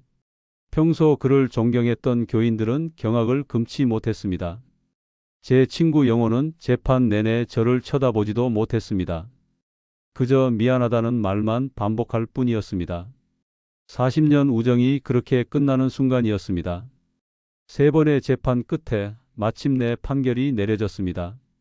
판사는 11명 중 9명에게 배상 책임이 있다고 판결했습니다. 7명에게는 각각 3천만 원, 그리고 범행이 특히 악질적이라고 판단된 이성준 장로와 제 친구 김영호에게는 각각 5천만 원의 위자료를 지급하라는 판결이었습니다. 총 3억 1천만 원. 법정은 술렁였습니다. 하지만 저에게 그 돈은 중요하지 않았습니다. 중요한 건 진실이 세상에 드러났고 정의가 바로 섰다는 사실이었습니다. 판결 이후 그들의 삶은 무너져 내렸습니다. 이성준 장로는 교회에서 쫓겨나듯 사임했고 김영호는 사업이 크게 흔들린다는 소문이 들렸습니다. 소도시에 퍼진 소문은 그들을 사회적으로 완전히 고립시켰습니다. 그날 밤 집에 돌아온 정민이가 처음으로 제게 소리쳤습니다. 하지만 그것은 사과가 아니었습니다. 당신도 날 행복하게 해주지 못했잖아. 나만 잘못한 거야? 나도 외로웠다고.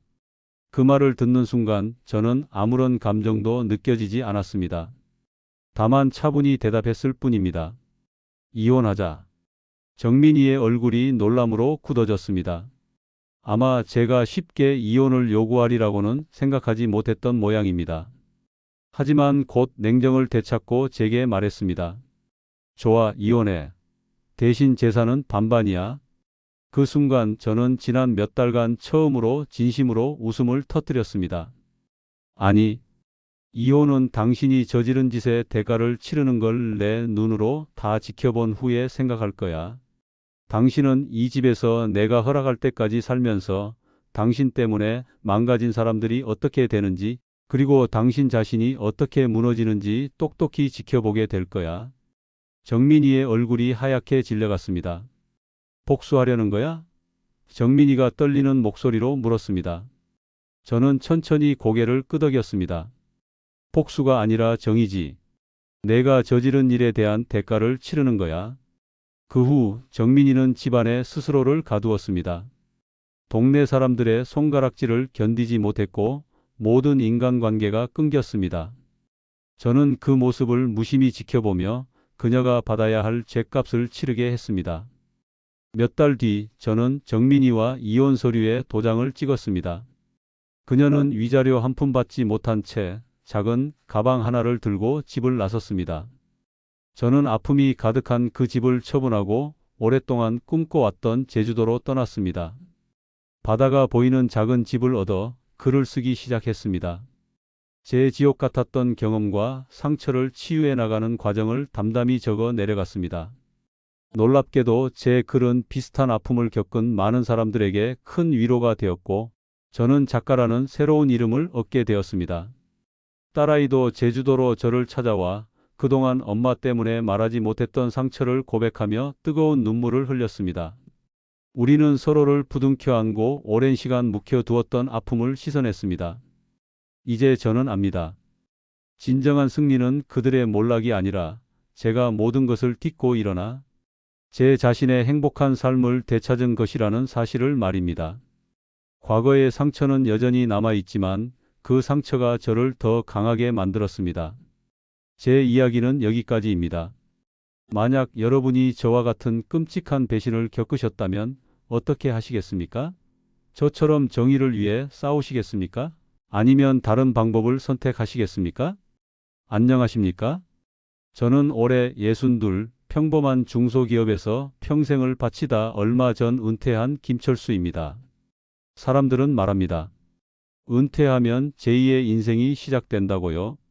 하지만 제2의 인생은커녕 제 앞에는 막막한 현실의 벽만 놓여 있었습니다. 30년 넘게 매일 아침 출근하던 회사가 사라지니 하루가 너무나도 길었습니다. 아침에 눈을 뜨면 뭘 해야 할지 몰라 거실 소파에 멍하니 앉아있는 시간이 늘어났지요. 그때마다 아내는 한숨을 쉬며 제 눈치를 보곤 했습니다. 그러다 문득 통장 정리를 해보았습니다. 경기도에 있던 24평짜리 작은 아파트를 판 돈과 퇴직금을 합치니 대략 6억 원 정도가 손에 쥐어졌습니다. 6억. 결코 적은 돈은 아니었지만 이 돈으로 아내와 제가 남은 인생을 버틸 수 있을까 생각하니 눈앞이 캄캄했습니다. 한 달 생활비를 250만 원만 잡아도 1년이면 3천만 원, 20년이면 6억입니다. 병원비나 자식들 경조사비 같은 예상치 못한 지출까지 생각하면 턱없이 부족한 돈이었지요. 아내의 걱정은 더했습니다. 여보, 오늘 시장 갔는데 파 한 단에 4천 원이 넘더라. 무서워서 장을 못 보겠어. 평생 알뜰하게 살림해온 아내가 파 한 단 값에 한숨을 쉬는 것을 보니 가장으로서의 제 자신이 너무나도 초라하게 느껴졌습니다. 그날 밤 잠 못 이루고 뒤척이다 스마트폰을 켰습니다. 유튜브에는 은퇴 후 제2의 인생, 노후 자금 얼마면 충분한가 같은 영상들이 가득했습니다. 그러다 제 눈을 사로잡은 영상 하나가 있었습니다. 베트남에서 한 달 100만 원으로 황제처럼 사는 법. 처음엔 사기라고 생각했습니다. 서울에서는 월세도 못 낼 돈이니까요. 그런데 영상을 보니 정말로 그렇게 사는 한국인 은퇴자들이 있었습니다. 수영장 딸린 넓은 집에 살면서 매일 외식을 하고 값싼 마사지를 받고 취미로 골프를 치는 모습들. 그들의 얼굴에는 한국에서는 볼 수 없었던 여유와 행복이 가득했습니다. 그날 이후 저는 미친 사람처럼 베트남 이민에 대한 정보를 찾아보기 시작했습니다. 인터넷 카페에 가입해 현지 교민들의 글을 읽고 유튜브 영상을 수십 번씩 돌려봤지요. 보면 볼수록 확신이 들었습니다. 한국 돈 3억이면 여기선 평생 떵떵거리며 살 수 있죠. 한 교민의 그 말이 제 귓가를 맴돌았습니다. 지금 가진 6억이면 베트남에서는 정말 황제처럼 살 수 있을 것만 같았습니다. 일주일쯤 자료를 모은 뒤 아내에게 조심스럽게 이야기를 꺼냈습니다. 여보, 우리 베트남 가서 살아보는 거 어때? 아내는 당연히 미쳤냐는 반응이었지요. 하지만 제가 모아둔 자료를 보여주고 하루에도 몇 번씩 영상을 함께 보자고 조르니 아내의 마음도 조금씩 흔들리기 시작했습니다. 평생 아끼고 아끼며 살았는데 노후에도 계속 그렇게 살아야 한다는 막막함이 아내에게도 있었던 겁니다. 정말 한 달에 150만 원이면 둘이서 충분히 산다고? 그럼 집값도 싸고 물가도 싸고 남는 돈으로는 여행도 다니고 골프도 치고 우리도 이제 좀 사람답게 살아보자고. 결국 우리는 일단 여행이라도 한번 가보자는 생각으로 5박 6일짜리 다낭 패키지 여행을 예약했습니다. 다낭 공항에 내리자 한국과는 다른 후덥지근하면서도 달콤한 공기가 우리를 감쌌습니다. 5성급 호텔은 하루 10만 원, 랍스터가 포함된 해산물 저녁 식사는 1인당 3만 원, 쌀국수 한 그릇에 1,500원. 보는 것마다 놀라움의 연속이었지요. 자유시간에는 한국인 부동산을 통해 집도 몇 군데 둘러봤습니다. 수영장 딸린 빌라가 월세 50만 원, 바다가 보이는 아파트가 월세 70만 원. 아내와 저는 서로의 얼굴을 보며 입을 다물지 못했습니다. 여행 마지막 날 카페에서 우연히 만난 한국인 은퇴자는 우리에게 확신을 심어주었습니다. 두 분 고민할 필요가 없어요. 여기선 돈 걱정 없이 하고 싶은 거 다 하면서 살 수 있다니까요. 여기가 천국입니다. 천국. 한국으로 돌아오는 비행기 안에서 저와 아내는 이미 마음을 굳혔습니다. 한국에 돌아와서는 모든 것이 일사천리로 진행됐습니다. 자식들에게 이민 계획을 말하자 예상대로 격렬한 반대에 부딪혔습니다. 아버지, 어머니, 그 나이에 갑자기 무슨 이민이에요? 사기당하시면 어떡해요? 하지만 이미 베트남의 달콤한 꿈에 빠진 저희 부부의 귀에는 아무것도 들리지 않았습니다. 이제는 우리 인생을 살겠다며 자식들을 설득하고 30년을 살았던 집을 부동산에 내놓았습니다. 가구와 살림살이를 헐값에 정리하고 필요한 짐만 컨테이너에 실었습니다. 그렇게 모든 준비를 마치고 우리는 6억 원을 들고 베트남 다낭으로 떠났습니다. 인천공항에서 눈물을 흘리는 딸을 보며 마음이 아팠지만 앞으로 펼쳐질 장밋빛 노후를 생각하며 애써 외면했습니다. 그때는 정말 우리의 선택이 최선이라고 믿었습니다. 그 길이 지옥으로 향하는 편도 티켓일 줄은 꿈에도 상상하지 못했지요. 다낭에서의 첫 3개월은 정말 꿈만 같았습니다. 아침에 일어나면 아내와 함께 해변을 산책하고 1,500원짜리 쌀국수로 아침을 먹고 오후에는 수영장에서 책을 보거나 낮잠을 잤습니다. 한 달 생활비는 150만 원 남짓. 6억이라는 돈은 평생 다 못 쓸 것 같은 거대한 산처럼 느껴졌지요. 하지만 천국도 매일 반복되니 일상이 되더군요. 매일이 휴가 같은 삶은 거꾸로 말하면 매일이 아무것도 하지 않는 삶이었습니다. 평생을 치열하게 살아온 제게 이 끝없는 여유는 점차 권태와 불안감으로 다가왔습니다. 여보, 우리 너무 놀기만 하는 거 아닐까? 이러다 바보 되겠어. 아내도 비슷한 생각을 하던 차에 저희는 한인의 모임에 더 적극적으로 나가기 시작했습니다. 그곳에서 최 사장이라는 사람을 만났습니다. 50대 초반에 서글서글한 인상을 가진 사업가였지요. 그는 유창한 베트남어로 현지인들을 대했고 모임의 다른 교민들에게도 신망이 두터워 보였습니다. 그는 제게 유독 살갑게 다가왔습니다. 제가 평범한 회사원이었다고 말했음에도 형님이라고 부르며 깍듯하게 대했지요. 형님처럼 한국에서 한평생 성실하게 사신 분들이야말로 진짜 존경받아야 합니다.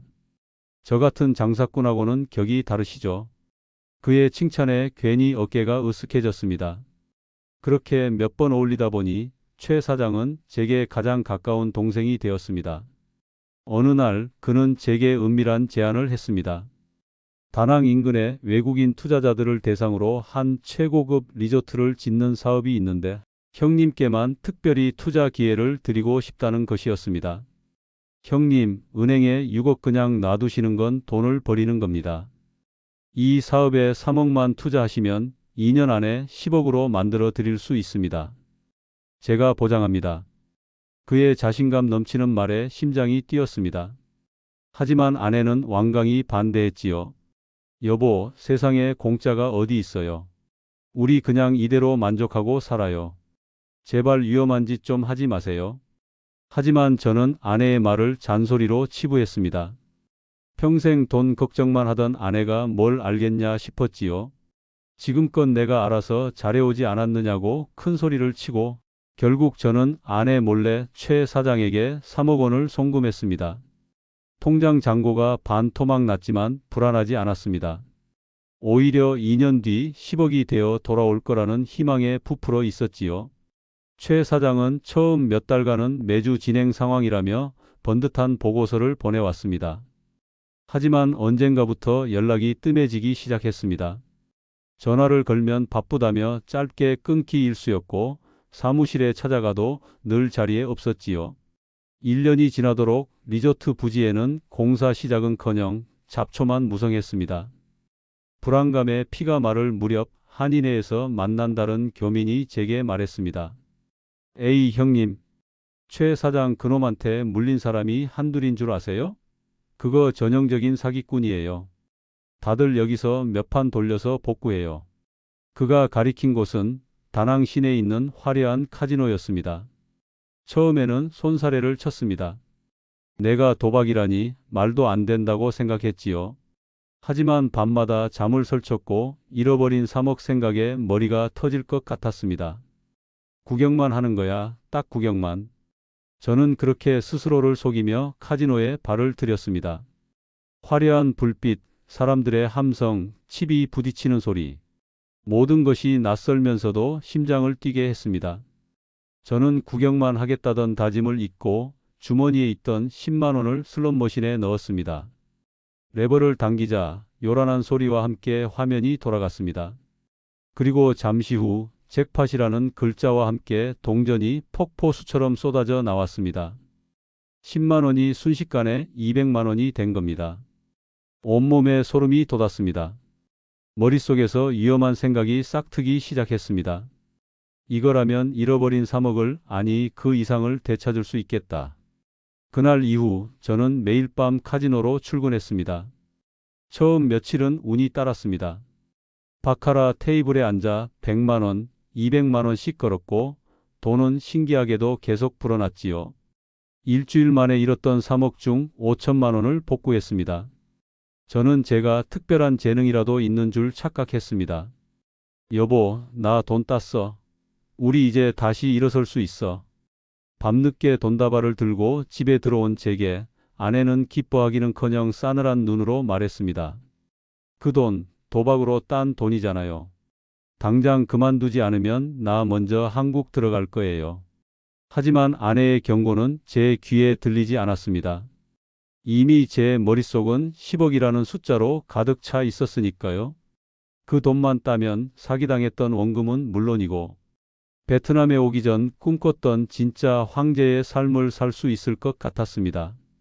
그러나 도박의 신은 결코 한 사람의 편을 들어주지 않더군요. 따는 날보다 잃는 날이 많아지기 시작했습니다. 1천만 원을 잃으면 다음 날에는 본전을 찾기 위해 2천만 원을 걸었습니다. 2천만 원을 잃으면 그 다음 날에는 4천만 원을 걸었지요. 저는 완전히 이성을 잃고 있었습니다. 한 달 만에 통장에 남아있던 3억 원은 연기처럼 사라졌습니다. 정신을 차렸을 때 제 손에는 비행기 표를 살 돈도 남아있지 않았습니다. 아내는 더 이상 제게 화를 내지도 울지도 않았습니다. 그저 텅 빈 눈으로 저를 바라볼 뿐이었지요. 40년을 함께 산 부부 사이의 모든 신뢰와 존중이 룰렛바퀴 위에서 먼지처럼 사라져 버렸습니다. 우리는 결국 자식들에게 손을 벌려야만 했습니다. 딸 아이가 보내준 돈으로 겨우 편도 비행기 표 2장을 끊었을 때 아내가 처음으로 입을 열었습니다. 우리가 어쩌다 이렇게 됐을까요? 그 한마디에 저는 무너져 내렸습니다. 아내 앞에 무릎을 꿇고 빌고 싶었지만 이미 너무 늦어버렸지요. 한국으로 돌아오는 비행기 안에서 저는 6억 원이 아니라 제 인생 전체를 잃어버렸다는 사실을 깨달았습니다. 인천공항에 도착했을 때 저희를 마중 나온 사람은 아무도 없었습니다. 갈 곳도 기댈 곳도 없었지요. 우리는 공항 벤치에서 밤을 새우고 다음 날 서울 변두리에 창문도 없는 작은 월세방을 구했습니다. 통장에는 정말 3,700원이 남아 있었습니다. 저는 그날부터 새벽에 폐지를 주었고 아내는 편의점 야간 아르바이트를 시작했습니다.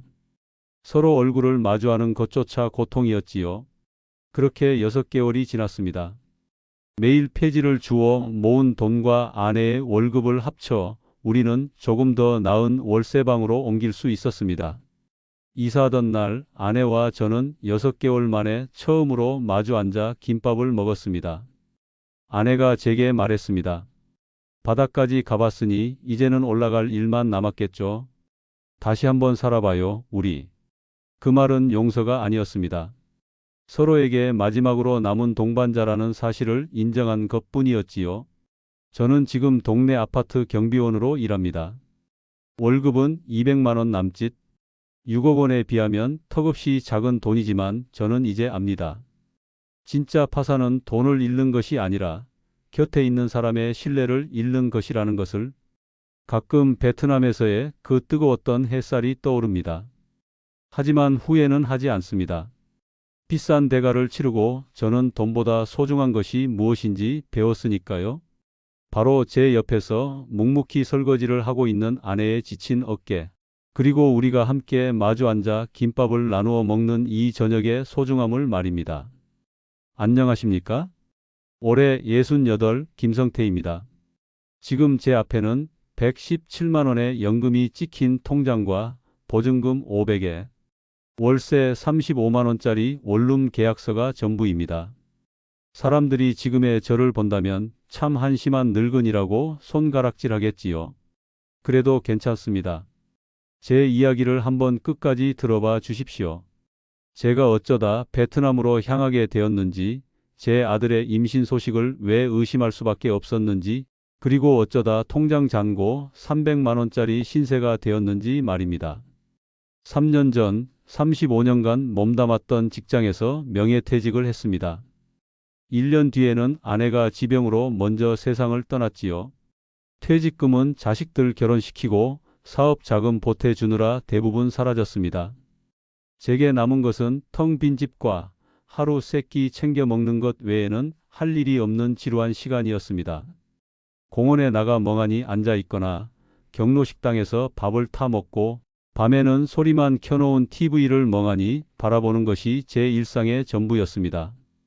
하루는 아들 녀석에게 전화를 걸어 푸념을 늘어놓았지요. 아들은 바쁘다며 전화를 끊기 직전 무심하게 한마디를 던졌습니다. 아버지, 그냥 취미나 하나 가지세요. 저희도 먹고 살기 바빠요.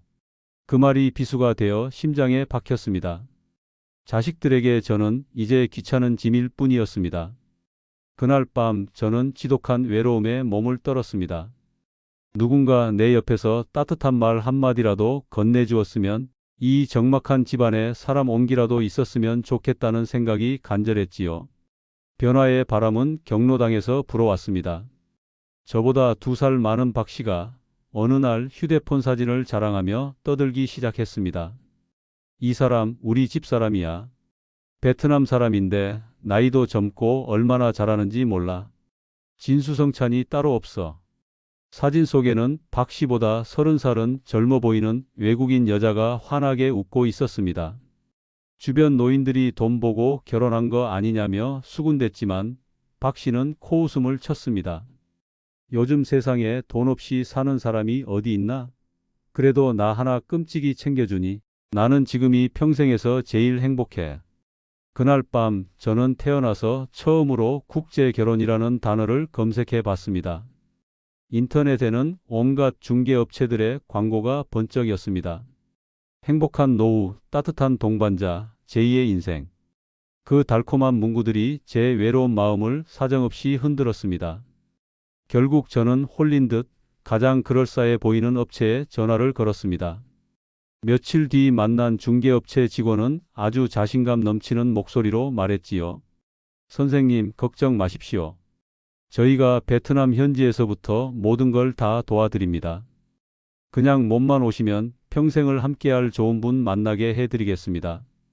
그렇게 저는 일주일 뒤 베트남 호치민으로 가는 비행기에 몸을 실었습니다. 공항에는 업체 직원이 마중 나와 있었고 저는 곧장 호텔로 안내받았습니다. 다음 날부터 바로 맞선이 시작됐지요. 하루에 4~5명씩 카페에 앉아 낯선 여자들과 1시간씩 대화를 나누는 일이 반복됐습니다. 말이 대화지 통역을 거치니 속 깊은 이야기는 나눌 수 없었습니다. 그렇게 기계 같은 맞선을 이어가던 사흘째 되던 날, 린이 제 앞에 나타났습니다. 그녀는 다른 여자들처럼 화려하게 꾸미지 않았습니다. 수수한 옷차림에 말없이 차만 마시는 차분한 태도. 하지만 저는 그녀의 깊은 눈빛에 마음이 끌렸습니다. 그녀는 서툰 한국말로 제게 물었습니다. 아프신 데는 없으세요? 그리고는 제 인생을 바꿔놓은 한마디를 덧붙였지요. 제가 잘 모실게요. 한국 가면 아프지 않게, 외롭지 않게 제가 잘할게요. 돌봄. 제가 평생을 그리워했던 바로 그 말이었습니다. 저는 그 한마디에 그녀와의 모든 것을 결심하고야 말았습니다. 저는 그날 저녁 중개업체 직원에게 말했습니다. 저는 이 사람으로 하겠습니다.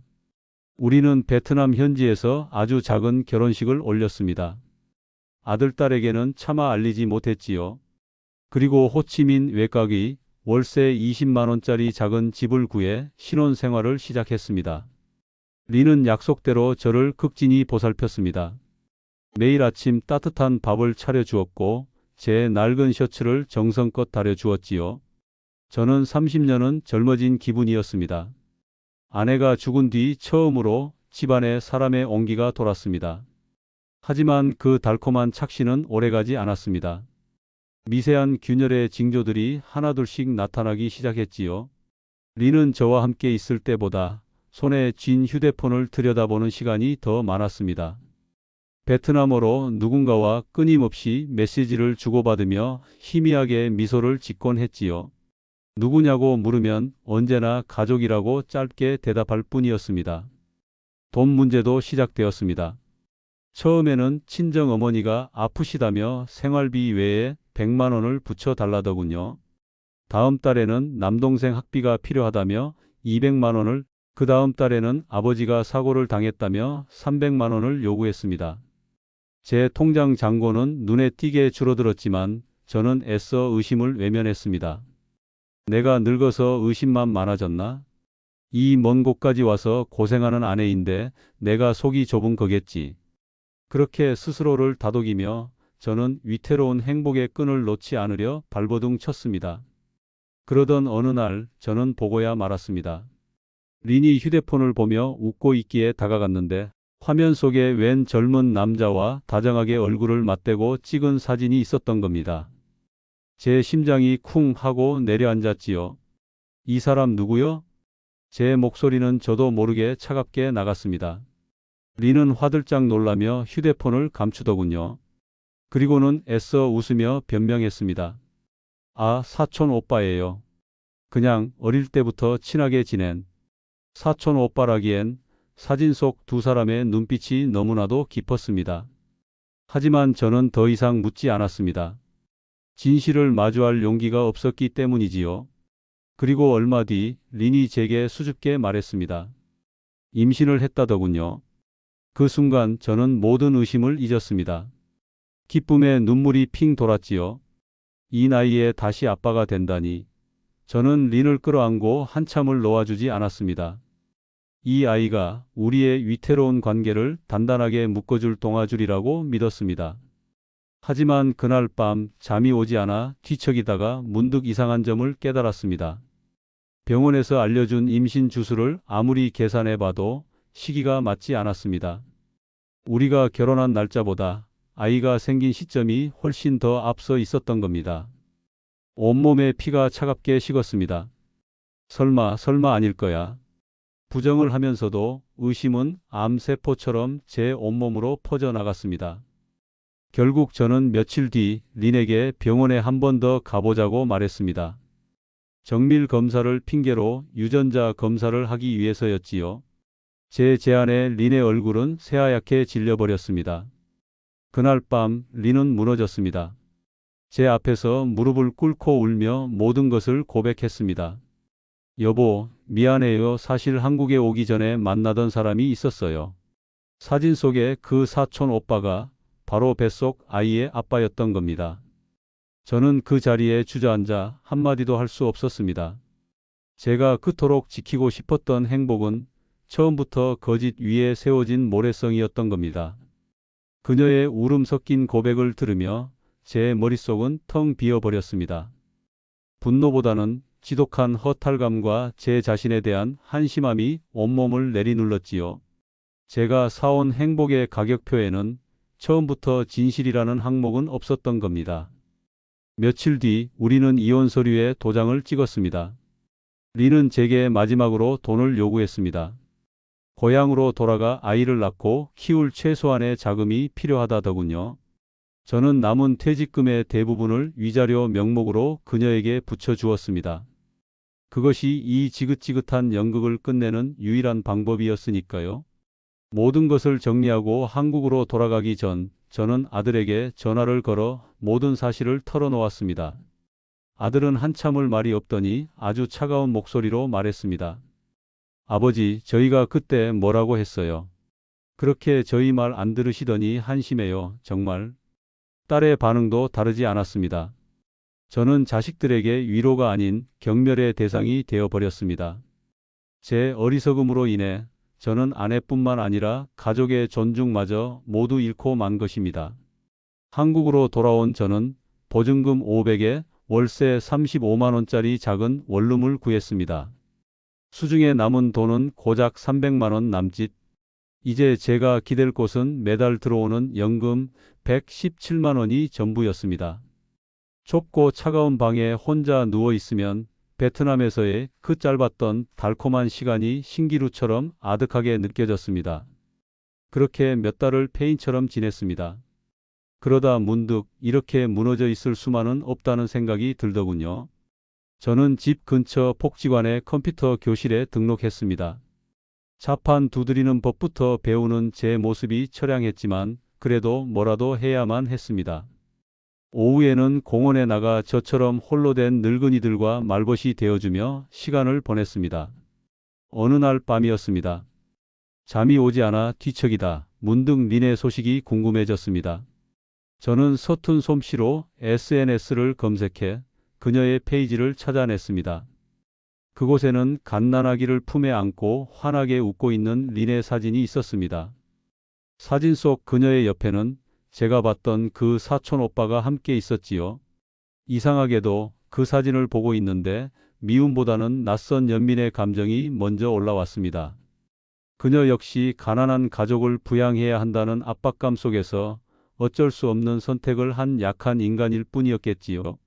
진짜 어리석었던 것은 돈으로 사람의 마음을 살 수 있다고 믿었던, 외로움에 눈이 멀었던 바로 저 자신이었습니다. 저는 그제야 깨달았습니다. 사랑은 가격표를 붙여 살 수 있는 것이 아니었습니다. 행복한 노후라는 광고 문구에 제 남은 인생을 걸었던 제가 가장 바보였습니다. 저는 이제 다시 혼자입니다. 하지만 괜찮습니다. 비싼 대가를 치르고 저는 인생의 중요한 진실 하나를 배웠으니까요. 사랑은 돈이 아니라 서로에 대한 이해와 존중이라는 것을. 혹시라도 저처럼 외로움에 흔들리는 분이 계시다면 부디 한 번만 더 생각해 보시길 바랍니다. 세상에 싸고 좋은 것은 없다는 진리를 말입니다. 안녕하세요. 사연의 조각들입니다. 올해 신돌 이혼한 지 7년 된 김지영입니다. 제 인생의 유일한 자랑이자 세상의 전부였던 딸 아이. 그 아이의 남자친구를 만나기 전까지 저는 제가 여자라는 사실을 잊고 살았습니다. 오늘 누구에게도 말할 수 없었던 제 죄를 고백하려 합니다. 그 아이 민준이를 처음 만난 건 딸 연지의 25번째 생일이었습니다. 딸의 남자친구라며 데려온 민준이는 단정하고 부드러운 인상의 청년이었죠. 어색한 저녁 식사 자리, 저는 당연히 어머니라고 불릴 줄 알았습니다. 그런데 민준이는 저를 보며 웃더군요. 연지한테 얘기 많이 들었어요. 지영씨. 어머니가 아닌 지영씨라니. 제 이름을 타인에게, 특히 저렇게 젊은 남자에게 불려본 게 얼마만인지. 심장이 쿵 하고 내려앉았습니다. 그 순간 민준의 눈빛 속에서 저는 신둘의 엄마가 아니었습니다. 그날 밤 나는 엄마도 아니었고 죄인도 아니었다. 그저 한 여자였습니다. 남편과 이혼하고 7년의 시간은 텅 비어 있었습니다. 딸을 키우는 엄마라는 역할만이 제 존재의 이유였죠. 그런데 민준이가 나타난 후 모든 것이 흔들렸습니다. 셋이 함께 거실에 앉아 TV를 볼 때조차 연지가 웃고 떠드는 사이 저와 민준이는 자석처럼 서로의 시선을 찾고 있었습니다. 짧은 찰나의 눈맞춤에 온몸이 뜨거워졌죠. 하루는 연지가 제게 물었습니다. 엄마는 어떤 사랑을 하셨어요? 아빠 말고 진짜 뜨거운 사랑. 저는 아무 대답도 할 수 없었습니다. 제 안에서 무언가, 아주 오랫동안 잠들어 있던 무언가가 깨어나고 있었으니까요. 연지가 친구들과 2박 3일 여행을 떠난 날이었습니다. 밤새 비가 내렸죠. 혼자 와인을 마시고 있는데 초인종이 울렸습니다. 민준이었습니다. 흠뻑 젖은 채로 와인 한 병을 들고 서 있더군요. 근처에 왔다가 비가 너무 많이 와서요. 혹시 와인 한 잔 같이 하실 수 있을까요? 들여보내면 안 된다는 걸 머리로는 알고 있었습니다. 하지만 몸이 말을 듣지 않았어요.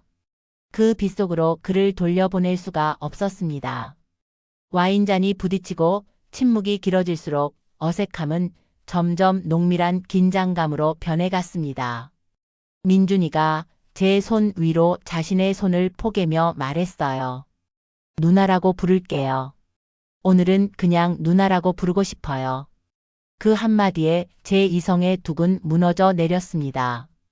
그날 밤 우리는 넘지 말아야 할 선을 넘고 말았습니다.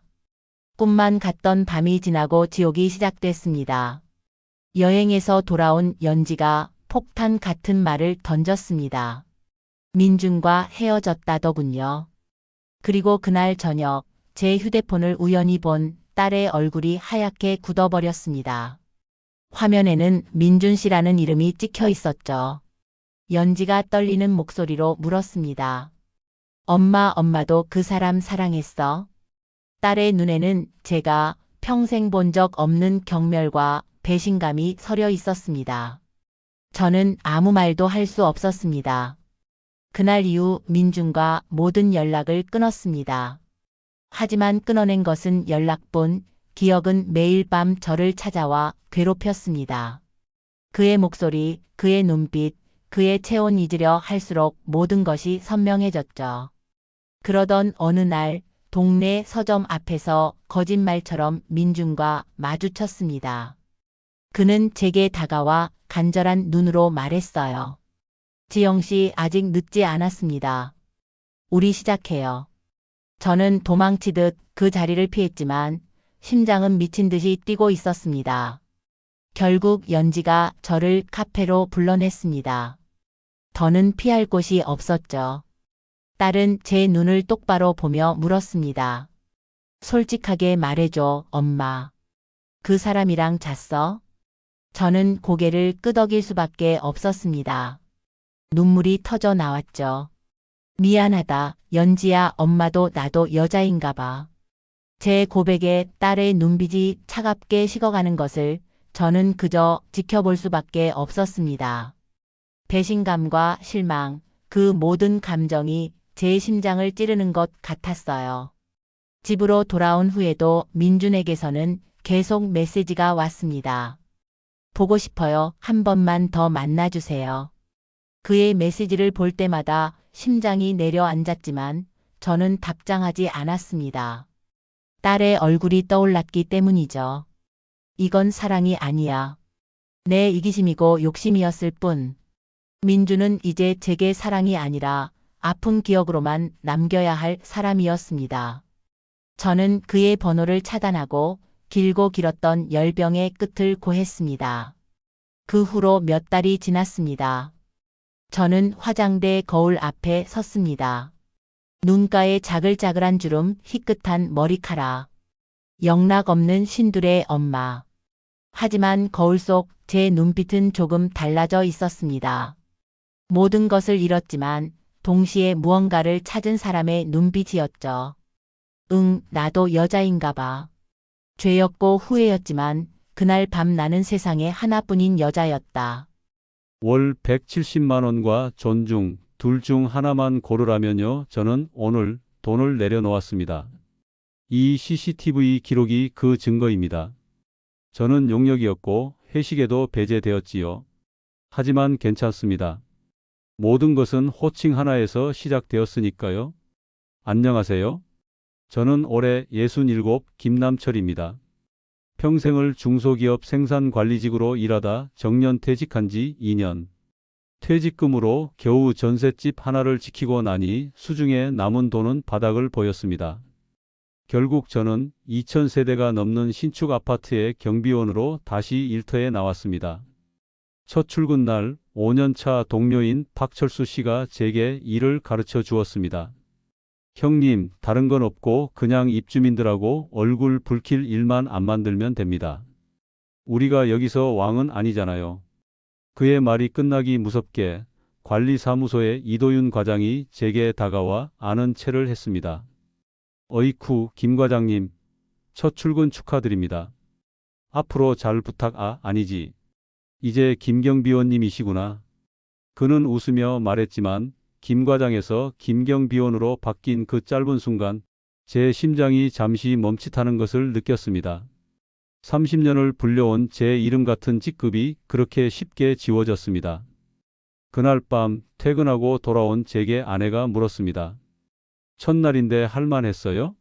너무 무리하지는 말고.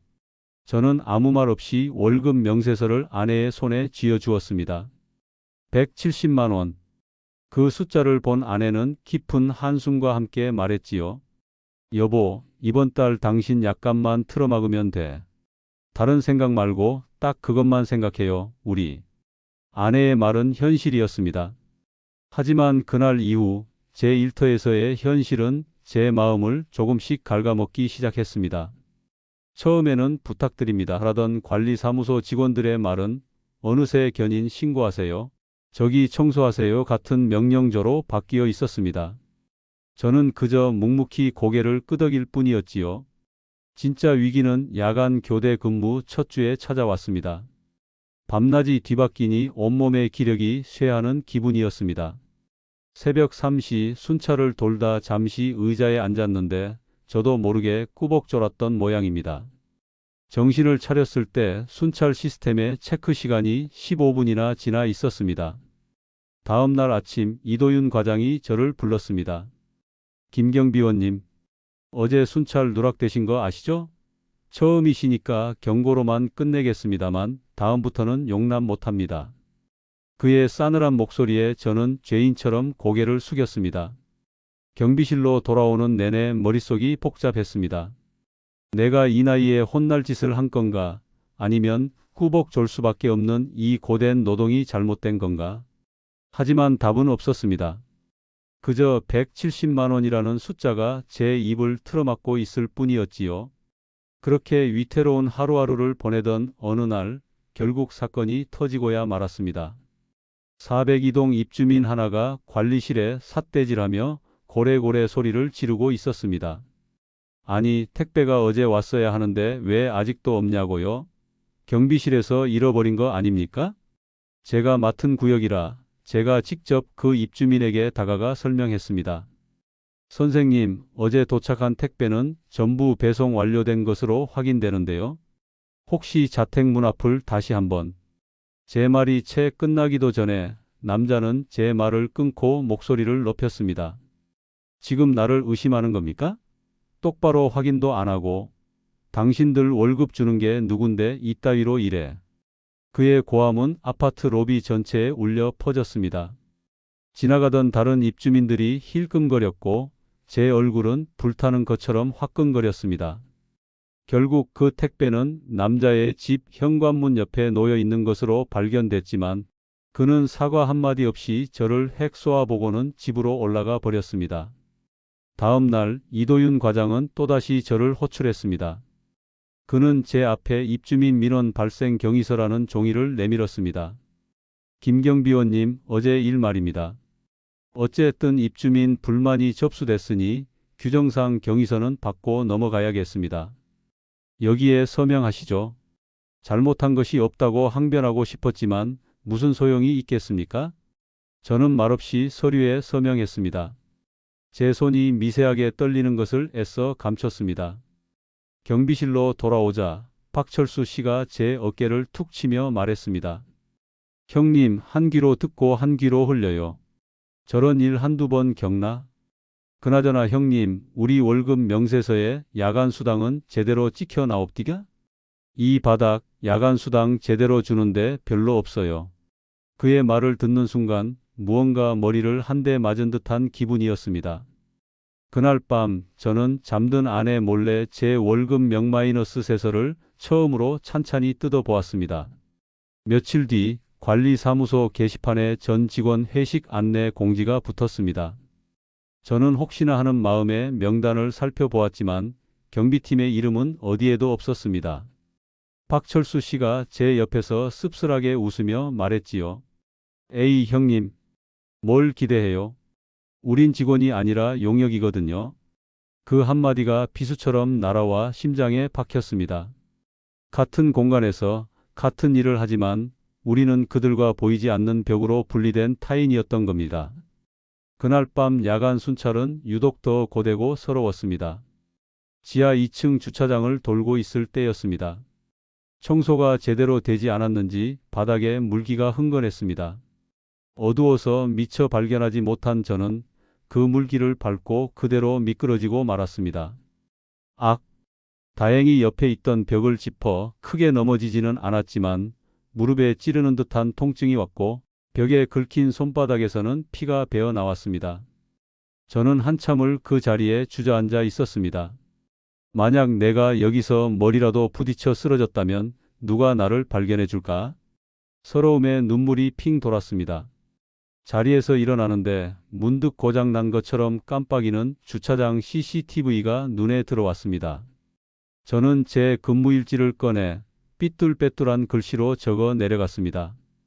23시 40분. 지하 2층 B구역 바닥 물기 흥건. 미끄럼 주의 표지판 없음.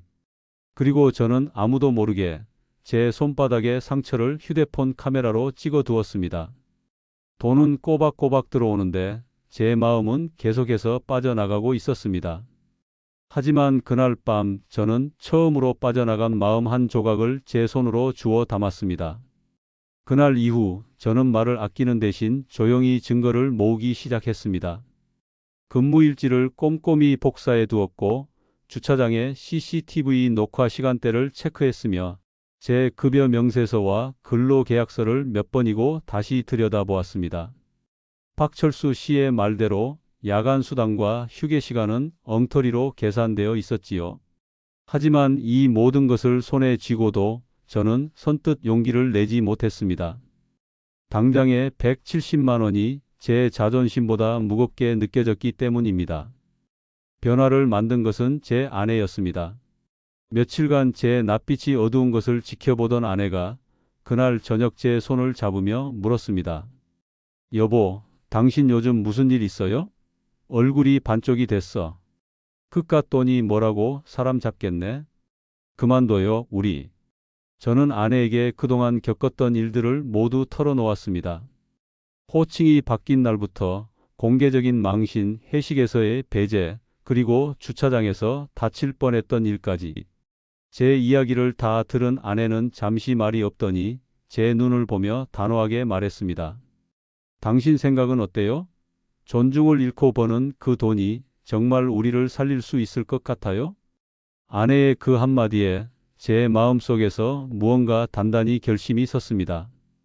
다음 날 출근길에 만난 박철수 씨가 제게 말했습니다. 형님, 어깨 펴요. 다들 그렇게 사는 거 아니겠습니까? 그냥 참는 게 편해요. 저는 그런 글을 보며 처음으로 희미하게 웃으며 대답했습니다. 아닐세, 철수 씨. 난 오늘만큼은 안 참아. 그날 오후 저는 이도윤 과장의 사무실 문을 두드렸습니다.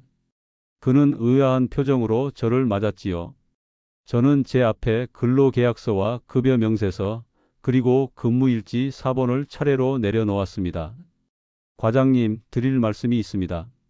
저는 그동안 제가 모은 자료들을 바탕으로 지켜지지 않은 휴게 시간과 미지급된 야간 수당, 그리고 주차장의 안전관리 소홀 문제에 대해 차분하게 이야기했습니다.